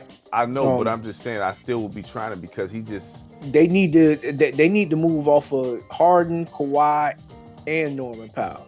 Right, so that would mean get all three of them. Zubac, because that's your best. You know what I mean? So yeah, I don't see that being a thing to where he seemed like to me, honestly, at this point in time, he's close to an untouchable kind of guy for that right roster. Now because I don't see that team. It'd be crazy if that team stayed the same after the offseason. You know what I'm saying? So anyway, Cleveland, I mean, they wasn't the high team that you was expecting to do anything. Cleveland, like I thought they was going to the finals. I thought it was between Boston and them, and they both gone. Darius Garland. I don't know. Darius Garland, Jared Allen are the two main players. I'll try to send that as a package deal to get me another player. That's what I would do. The problem is just the talent is so bad, dog. Like, where's you? Well, you got to trade. I know. You got to trade. You got to find them diamonds in the rough. That's somewhere. Like, who you? That's not getting enough playing time. Man, who would you trade him for? My man's because I actually do like my man's the light skinned dude, the 6'8" guy for the Magic. That guy. What's his name again? Anthony Black. I traded for Black from Cleveland. Like, here, you don't want him? And let me get him and start him over here. I'm gonna start. Honestly, if I'm Orlando, I would take that deal because Orlando. You would take that deal for Garland? Yes, because I'm gonna tell you why. Orlando has had a guard issue for a while, and when I say they've had a guard issue, meaning that a guard that can spread the floor. I want to give Anthony Black more minutes then, bro. No, Anthony Black been getting his minutes, and he's improved in his shooting ability. But to be 6'8", he doesn't play effective defense that you think he should. I'm gonna say this: being 6'8" and play, it's not that. It's one of these things where it's like you should be able to play defense, but it's not as easy as it sounds being that big to be able to be like moving like, you know what I mean? Like it's not that easy. He's not built like Ron Artest. And what Ron Artest was like, 6'6"? You know what I'm saying? Ron Artest was built like a tank for defense. You know what I mean? But you see how his offense was too. So it's like Anthony Black not built like that. You know what I'm saying? So to crouch he a down, slimmer dude. He a slimmer dude. Down at that height to get in a defensive stance and chase around guards, that's a tough dude. You know what I'm saying? So right, and that's why when we lost Jalen Suggs for the year, when he tore his ACL, I think it was, or whatever, our perimeter defense just went straight down, and we didn't have no perimeter offense to try to balance it out. Darius Garland, he's got enough offense in his game to where he could help out with that. And if you get him and Suggs paired together with Paolo and Franz, and you still got you still got Goga Batazzi, and you got the other Wagner brother there, like I'm not saying that we competing for a championship, but I think we can get out the first round with that. Would you trade Paolo for Giannis? No. No? Absolutely not. No. Why not? No, I'm not doing that. No. Let me keep the guy that actually has skills. let me keep the guy that actually has skills. Giannis just on some. I'm gonna roar my way to the lane and dunk on somebody. He got 2 MVPs in the championship like that. He did. But that's the league we live in. You know what I'm saying? So you gonna turn that down? So if the Bucks call, if your phone ring and the Bucks like, we got Giannis, you hanging up the phone? You not listening? If the Bucks called, we got Giannis, I'm like, okay, we got Franz. You already know who's off the table. Don't even mention his name. So just be quiet. We actually working on a contract extension with him right now. So Paolo. Yeah. Mm-hmm. There ain't no circumstance where you would trade Paolo for Giannis. Nah, not at this age, you know. Not at this age. Now, if Paolo was in his 20-something year old and you wanted to talk, then I would be inclined to do so. Like in his 20s? Yeah. Okay, well, all right. Well, okay, so all right. Well, I mean, so the Cavs, they not in the shape the LA in. They gotta. I think Garland gotta go. Yeah, Garland gotta go. Garland gotta go. For Jalen Green. Would you bring Green in there? No. Obviously, it wouldn't be a straight up trade. There's no way. No. I mean, but like it, that right there, it's like you falling into the same exact situation because Jalen Green didn't show up for all these games in the playoffs, and Darius Garland, if he didn't play at all, when he played, he didn't really have an impact on the game. So you just would you spin the block and trade him for Sexton and bring him back?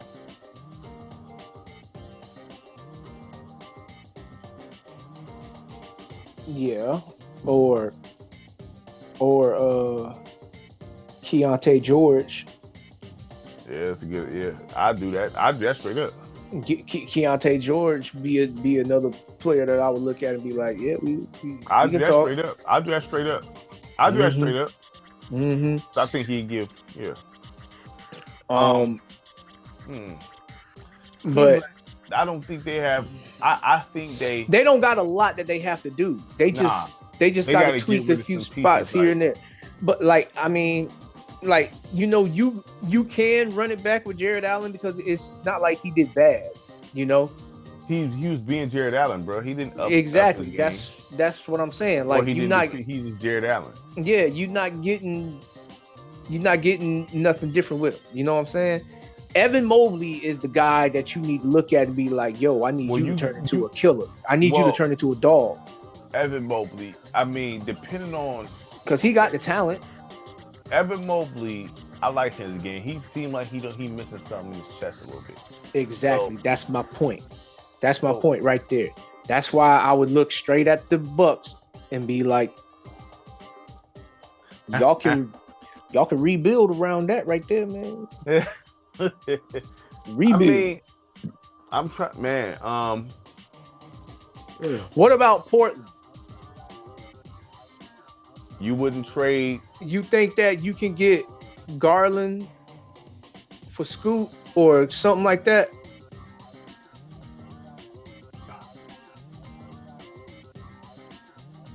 I don't know if Portland would do that. They might list. I don't know if they would even. You might. I don't know. Cause Scoot. I like when I seen he played for the Ignite, right? That team was it the Ignite? I think whatever that G League team was. When I seen Scoot, I'm like, what I seen from him, I'm like his ceiling is high. From what I seen, I'm like, he got more in his bag than what Dame got. And I'm not, because I think people when they look at Dame, they look at the long range threes. I was looking at what Scoot got, the way he's built, what he got in his bag. I'm like, he got a high ceiling. For whatever reason, I don't know what. Cause I'm not. You know what? I just had a thought pop in my head, but go ahead. I haven't watched Portland. I'm gonna do some. I'm gonna look at them. I'm gonna look at their games throughout the season.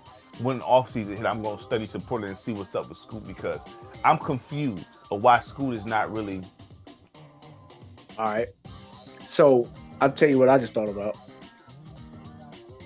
What's that? LA needs a big. Mobley? I think they're or Jared Allen. Either one. They're probably I'll be looking at Dalton Connect. Oh, you probably Jared Allen, that's probably an unfair deal. Jared Allen was out here double-doubling like crazy, right? You know what I'm saying? Jared Allen for Connect. I mean, straight up, there would have to probably be another piece involved. But like, you couldn't do Mobley because that'd be crazy. Even though we know Connect is nice, but I would do like Jared Allen for Connect and Vanderbilt.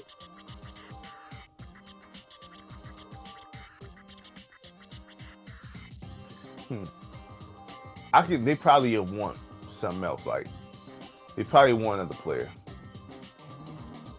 Because trading with the Lakers, I feel like they first three names is off the table. And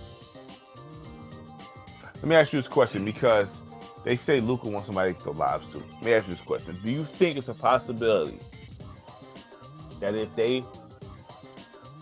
because Brian is retiring any year now, we're not gonna play this game.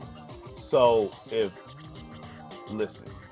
Mobley, right? Because he is I don't like his game. He is talented. Much, but he is talented. Nice. He just don't. He seems like a nice guy. Do you think there's a world to where it's like, okay, Brian, let's talk to Brian.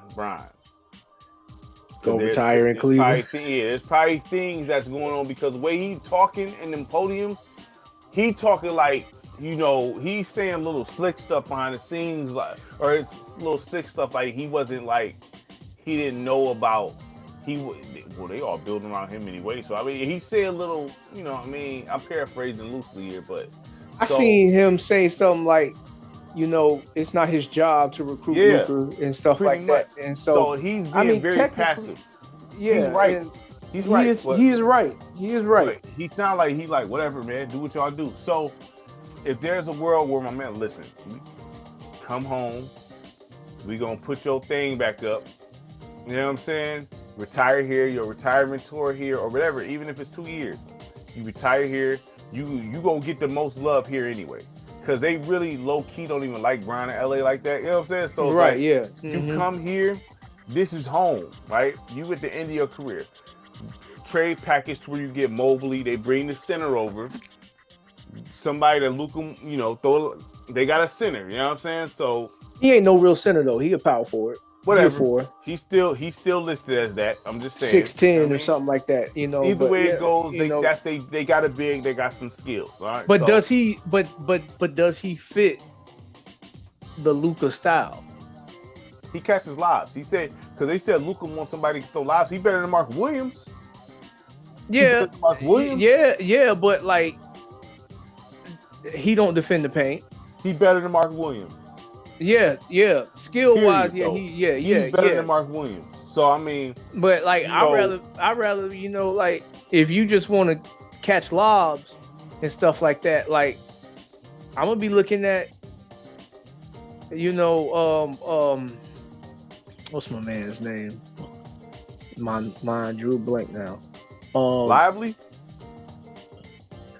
I don't think they gonna do another deal with Dallas, dog. Like Dallas fans right now, they ain't gonna be able to take nothing else. They getting the number 1 draft pick. Or unless that means you send Braun to Dallas. No, I don't think. I seen little small. I think those fake posts though. That's why but it's like. Why? Why? Why? He plays with Kyrie again. He gets Klay Thompson as a teammate, and he plays with Anthony Davis again. He got young ain't that like the retirement home team though? Huh? Bruh, no, that team is too injury riddled. You got Kyrie, he tore what? He tore what? He tore this. Then AD, you know he only played every blue moon. Yeah, Then that's Brian, why I'm not like. nah. That's why I'm not tripping off of them getting the first round pick because he gonna have to do more than what he was ready for anyway. They're gonna be. The first round draft pick usually have to do a lot anyway because they go to a bad team. Yeah, but this ain't no bad team that he's going to when they play. But he gonna end up having to do a lot when them jokers get hurt.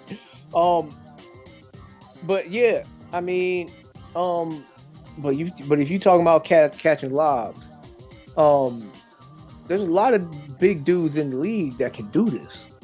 Yeah, but at least Evan Mobley got some ability down low. He could score down low. You could throw it to him. All that. He's nice. He just. Or here's another thing because his name was in trade rumors before. I would holler at Atlanta. For who? You talking about? We on Cleveland, right? We on Cleveland, right? Yeah, you talking about the big? What's the big name? Is it Hunter?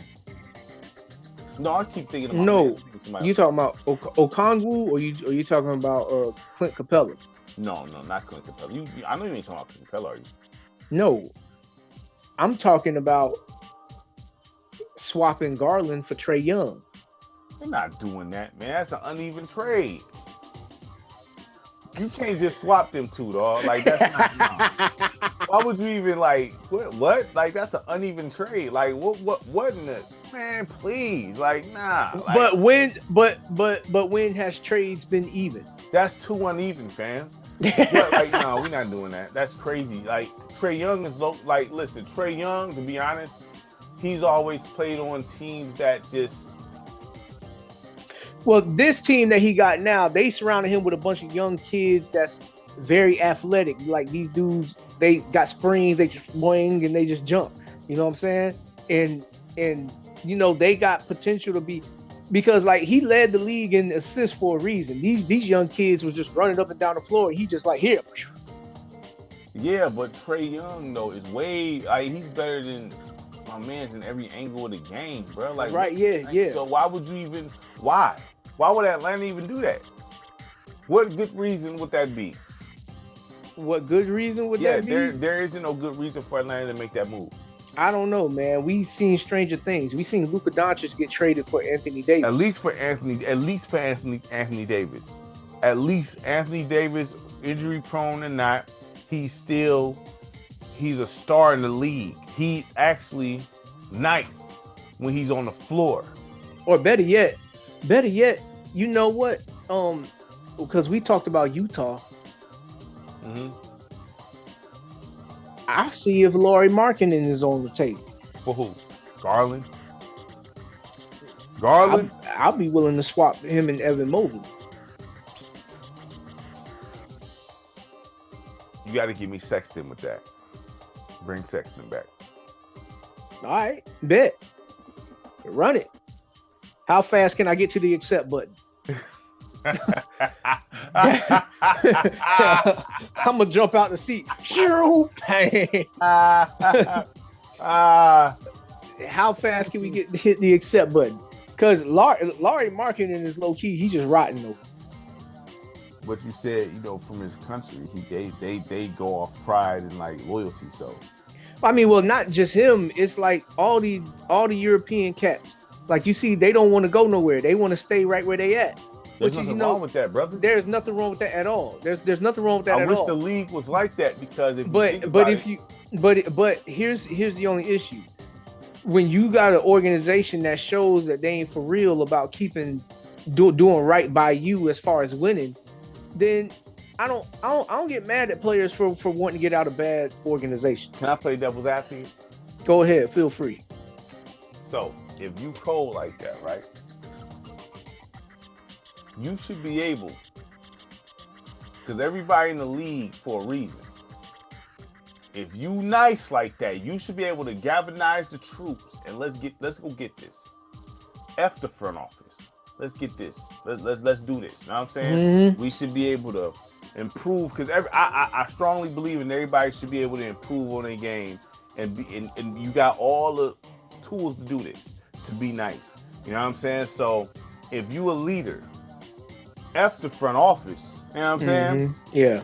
Let's go get this chip. We rocking, you know what I'm saying? Like, so. Well, I mean, here's the thing. It's like, because back in, like, look, man, you only limited. You limited so much when you're talking about doing that. Like, you can't, like, that sounds good for the stories and stuff like that, you know, but like, that's not how it really works. So let me ask you a question. Back then, there was always at least one cold dude on that team, dog. There was always a problem to deal with back in the day. There wasn't, it's not like today. There was one dude on the team that's like, hey, that could be an all-star. This is one of slots. You know what I mean? Right. Okay. I couldn't stand Mark Price and them. Mark Price and them was nice, bro, for the Cavs. Right. Yeah. Couldn't stand Mark Price, dog. Him and what's my man's name? The center. What is his name? I was just looking at him the other day too. Just looking at him. Mark Price and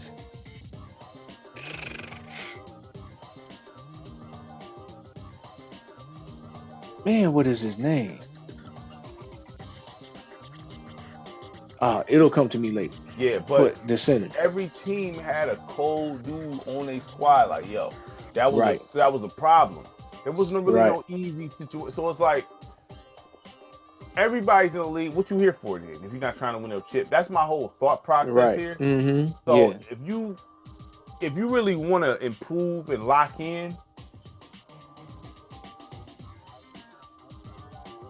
things can happen depending on, like, you got to build a culture though. You know what I'm saying? What you just here existing? Like, I mean, what we trying to do here? So I mean, players can create a winning culture as well. Yeah, they can. Zeke is an example. Zeke is a prime example. So I'm looking at this list, right? And I'm looking at all these other teams that's obviously trying to trend and go in different directions. I'm paying attention to Memphis, what they're going to do with Ja. Now, that might be a situation where you can trade Mobley and bring Would you trade Mobley and Garland for Ja? Yeah, why wouldn't I do it? Absolutely. Come on over, brother. With the guns and everything. Because Donovan Mitchell and Ja will be the best backcourt in the league. Should. That will be the best backcourt in the league. Yeah, it should be. I'm not going to say what they is. I like to let players prove it before I give them their flowers. Josh be like, should. We ain't doing that. Like, it should. You know, because you know what else should have happened? What? Cleveland should have won. Boston should have won. That's what should have happened. Listen, I'm very surprised by that still. Houston should have won. That's what should have happened. Technically, LA should have won because they was 3.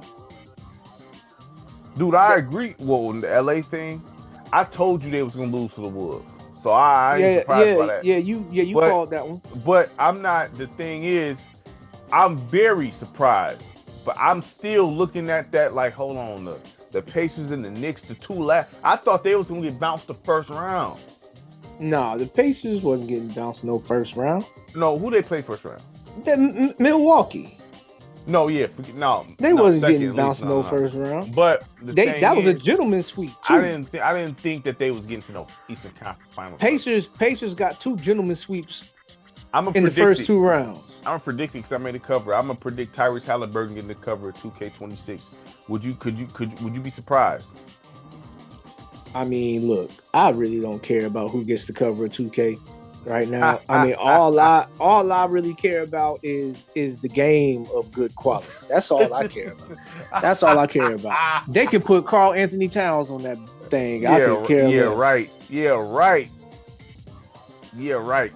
Oh snap! I'm getting messages. Oh.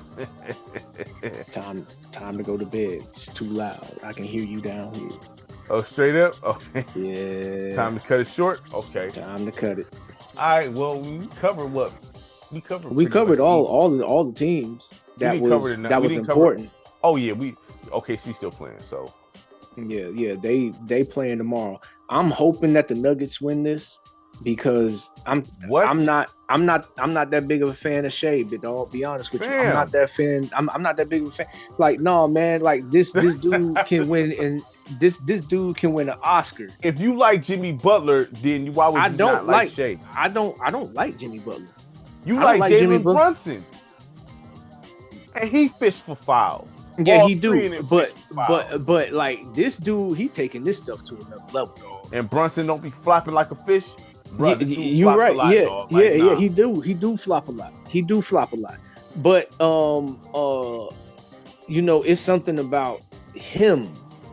Like he got a certain cockiness about it too. He got a certain cockiness about this, and I'm sitting here looking at like, dog, like you ain't even like. Wouldn't it be more like better for it to be SGA versus Ant in the Western Conference Finals? No doubt. It would be. It would be prime the time number basketball. 1 seed. Man, look, I'm gonna tell you right now, Hartenstein gonna clean up Rudy Gobert, and Josh can't stand Rudy Gobert. Chet Holmgren, he gonna do his thing. No, too. Gobert gonna. I'm gonna tell you like this: if OKC Gobert get past, ain't getting nothing. Bro, Chet is light. He lighting behind, bro. He ain't the one that Rudy gonna be worrying about. Rudy gonna be worried about Hartenstein. Doing what? Everything that he does better though. he gonna box him out. He gonna rebound the ball, and he actually got some offense in his game. So Rudy Gobert gonna be getting jealous. No matter who comes out, no matter which one, he can't handle neither matchup. Now the ones that's gonna be fun to watch is gonna be fun to watch Ant roast whoever's gonna be in front of him. If Ant is who he says, this is my problem with Ant. If Ant is who everybody else says he is, there with these matchups coming up, can't no dude stay in front of him. Ant not one. Ant is my favorite player in the league right now. Okay, he's my favorite. Period. But he's inconsistent too. Because he be falling in love with shooting too many threes sometimes. He be driving me insane. He's inconsistent. It's like dog. But we gon' I guess, let's see. I would say next weekend because the way my schedule been lately, my best time. Well, no. Just go ahead and do a hot take on the winner of that game tomorrow because I'm gonna start doing the NFL reviews for the divisions. So you can go ahead and do the hot take for the Nuggets and the Thunder. Okay. Well, that's okay. I could do that. Mm-hmm. Yeah, go ahead and do that. So we can be on time and stuff, All right. Yeah. So we can. Because if you wait till next weekend, it's probably gonna be too old whoever's playing. Yeah. Okay. So I'll make sure I do that tomorrow night then.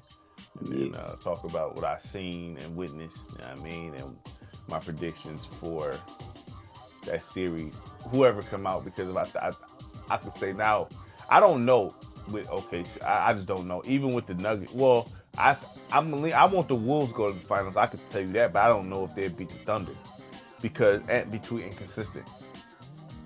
Yeah, he hasn't shown me no consistency yet. He be too cold. Like it'd be like that.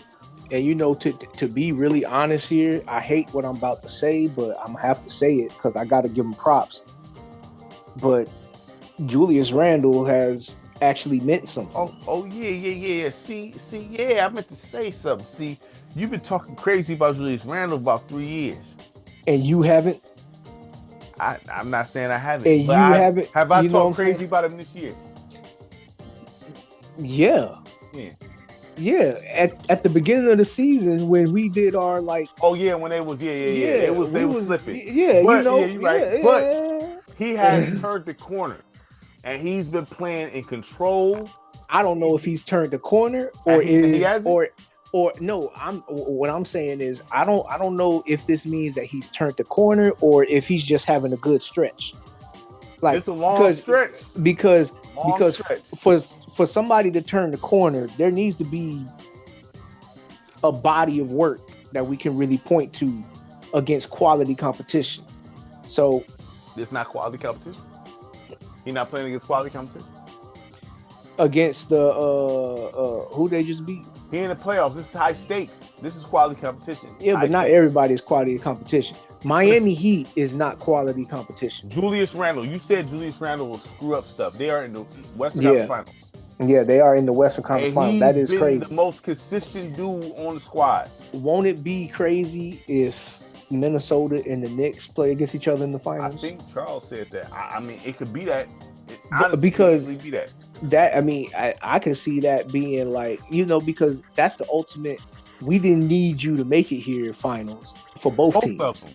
For both teams. So that means both of them got something to prove. Yeah, they should. They should have something to prove. Who will win that matchup? I'm saying between Ant and Julius. I mean, Cat and Julius. I mean, Julius got dog in him. He just stupid too. Cat, he ain't got no dog in him. He's soft, but he's more skilled. So it's like, which one? Skilled in what? Shooting? Because I will say this: I think Julius Randle post game is better than his. Yeah. Mm-hmm. Julius can play. I prefer you playing down low than shooting perimeter. Right. Sorry. If I can throw it to you down low, you can boom. Mm-hmm. You know what I'm saying? Because they used to compare Julius Randle to Zach Randolph to less degree. So, right. But the only thing is, Cat is 7 foot. So what that mean? Rudy Gobert, how tall? Was 7'2"? Yeah, but what I'm saying is, for a 7 foot guy, he can see over certain people that Julius can't see over. There ain't nothing to simple pump fake. Couple hezzies can't fix. Right. So I mean, I would be interested to seeing that. Like, if the Pacers lose this series, I want the Timberwolves to win just so I can see that matchup. I mean, that's gonna be honestly, just so I can see that matchup. That's the money matchup. Honestly, that would be like the money matchup. But I really do think that the Pacers is going to be, because they put them out last year. Yeah, but they put them out last year? Wouldn't Jalen Brunson got something to prove? Jalen Brunson, who everybody say he is? Jalen Brunson wasn't the problem last year. Yeah, last year, he ain't gonna want to get put out again by Tyrese Halliburton, will he? No, he ain't. But Tyrese been told by all his peers that he's overrated too. So yeah, he's more hated than Tatum, it seemed like. Yeah, so you don't think that he out here ready to start acting the fool? Like, he should have the advantage anyway because he's taller and everything. He's taller, got the what the height got to mean? No, it's a point guard. No. See, this is the thing, right? With no, real talk, because when it comes to the post, right? When I say height, because Kevin McHale wasn't the tallest. When you got footwork and then you the hezzies and everything, that don't matter. When you a point guard and you small, because Earl Boykins, you could say Earl Boykins is highly skilled. He was just short. You're right. Yeah. Isaiah Thomas. Yeah, the other Isaiah Thomas. He definitely had cold. Mm-hmm. Yeah, he definitely. He was like just short. If he didn't have that injury, Isaiah Thomas was cold. He's just short. Now in the paint, depending on, because Zion, his short matters because he don't have post moves. Mm-hmm. Julius Randle actually has post moves, right? Al Jefferson was 6'9", 6'10". He wasn't 7 foot, but he gave 7-footers that work though. Why? Because it's post moves. Okay. So Jalen Brunson, with his size and the way he plays, his height work against him sometimes. You know what I'm saying? Got you. Yeah. Well, but we'll see. I know it's time for you to gotta wrap it up. Gotta wrap it up. Yeah, it doesn't help that the bedroom is just like right below. You know what I'm saying? So I see the vent right there too. That's crazy. Yeah. The vent right there. Yeah. Right here and all that. You know what I mean? Yep. So, yep. All right. All right. Well, so we're gonna end it here. And then I don't know, next time if we can do something this weekend, that'd be fine. But like I said, I'll do some covering. I've been doing stuff, trying to do it every day, daily, every other day, whatever. So got you. I'm sure you're gonna chop it up into pieces. Yep. You got the little Diddy stuff in there too. Yeah. So, well, not so much Diddy, the Cassie stuff, but you know. Yeah, that I could chop that up and all that. So I'll put the whole episode up. I could chop this up and then put the whole episode up probably like. Well, I gotta have it up before the. Gotcha. I have it up. Whatever. You know what I mean? All right. Yeah. All right. All right. Peace.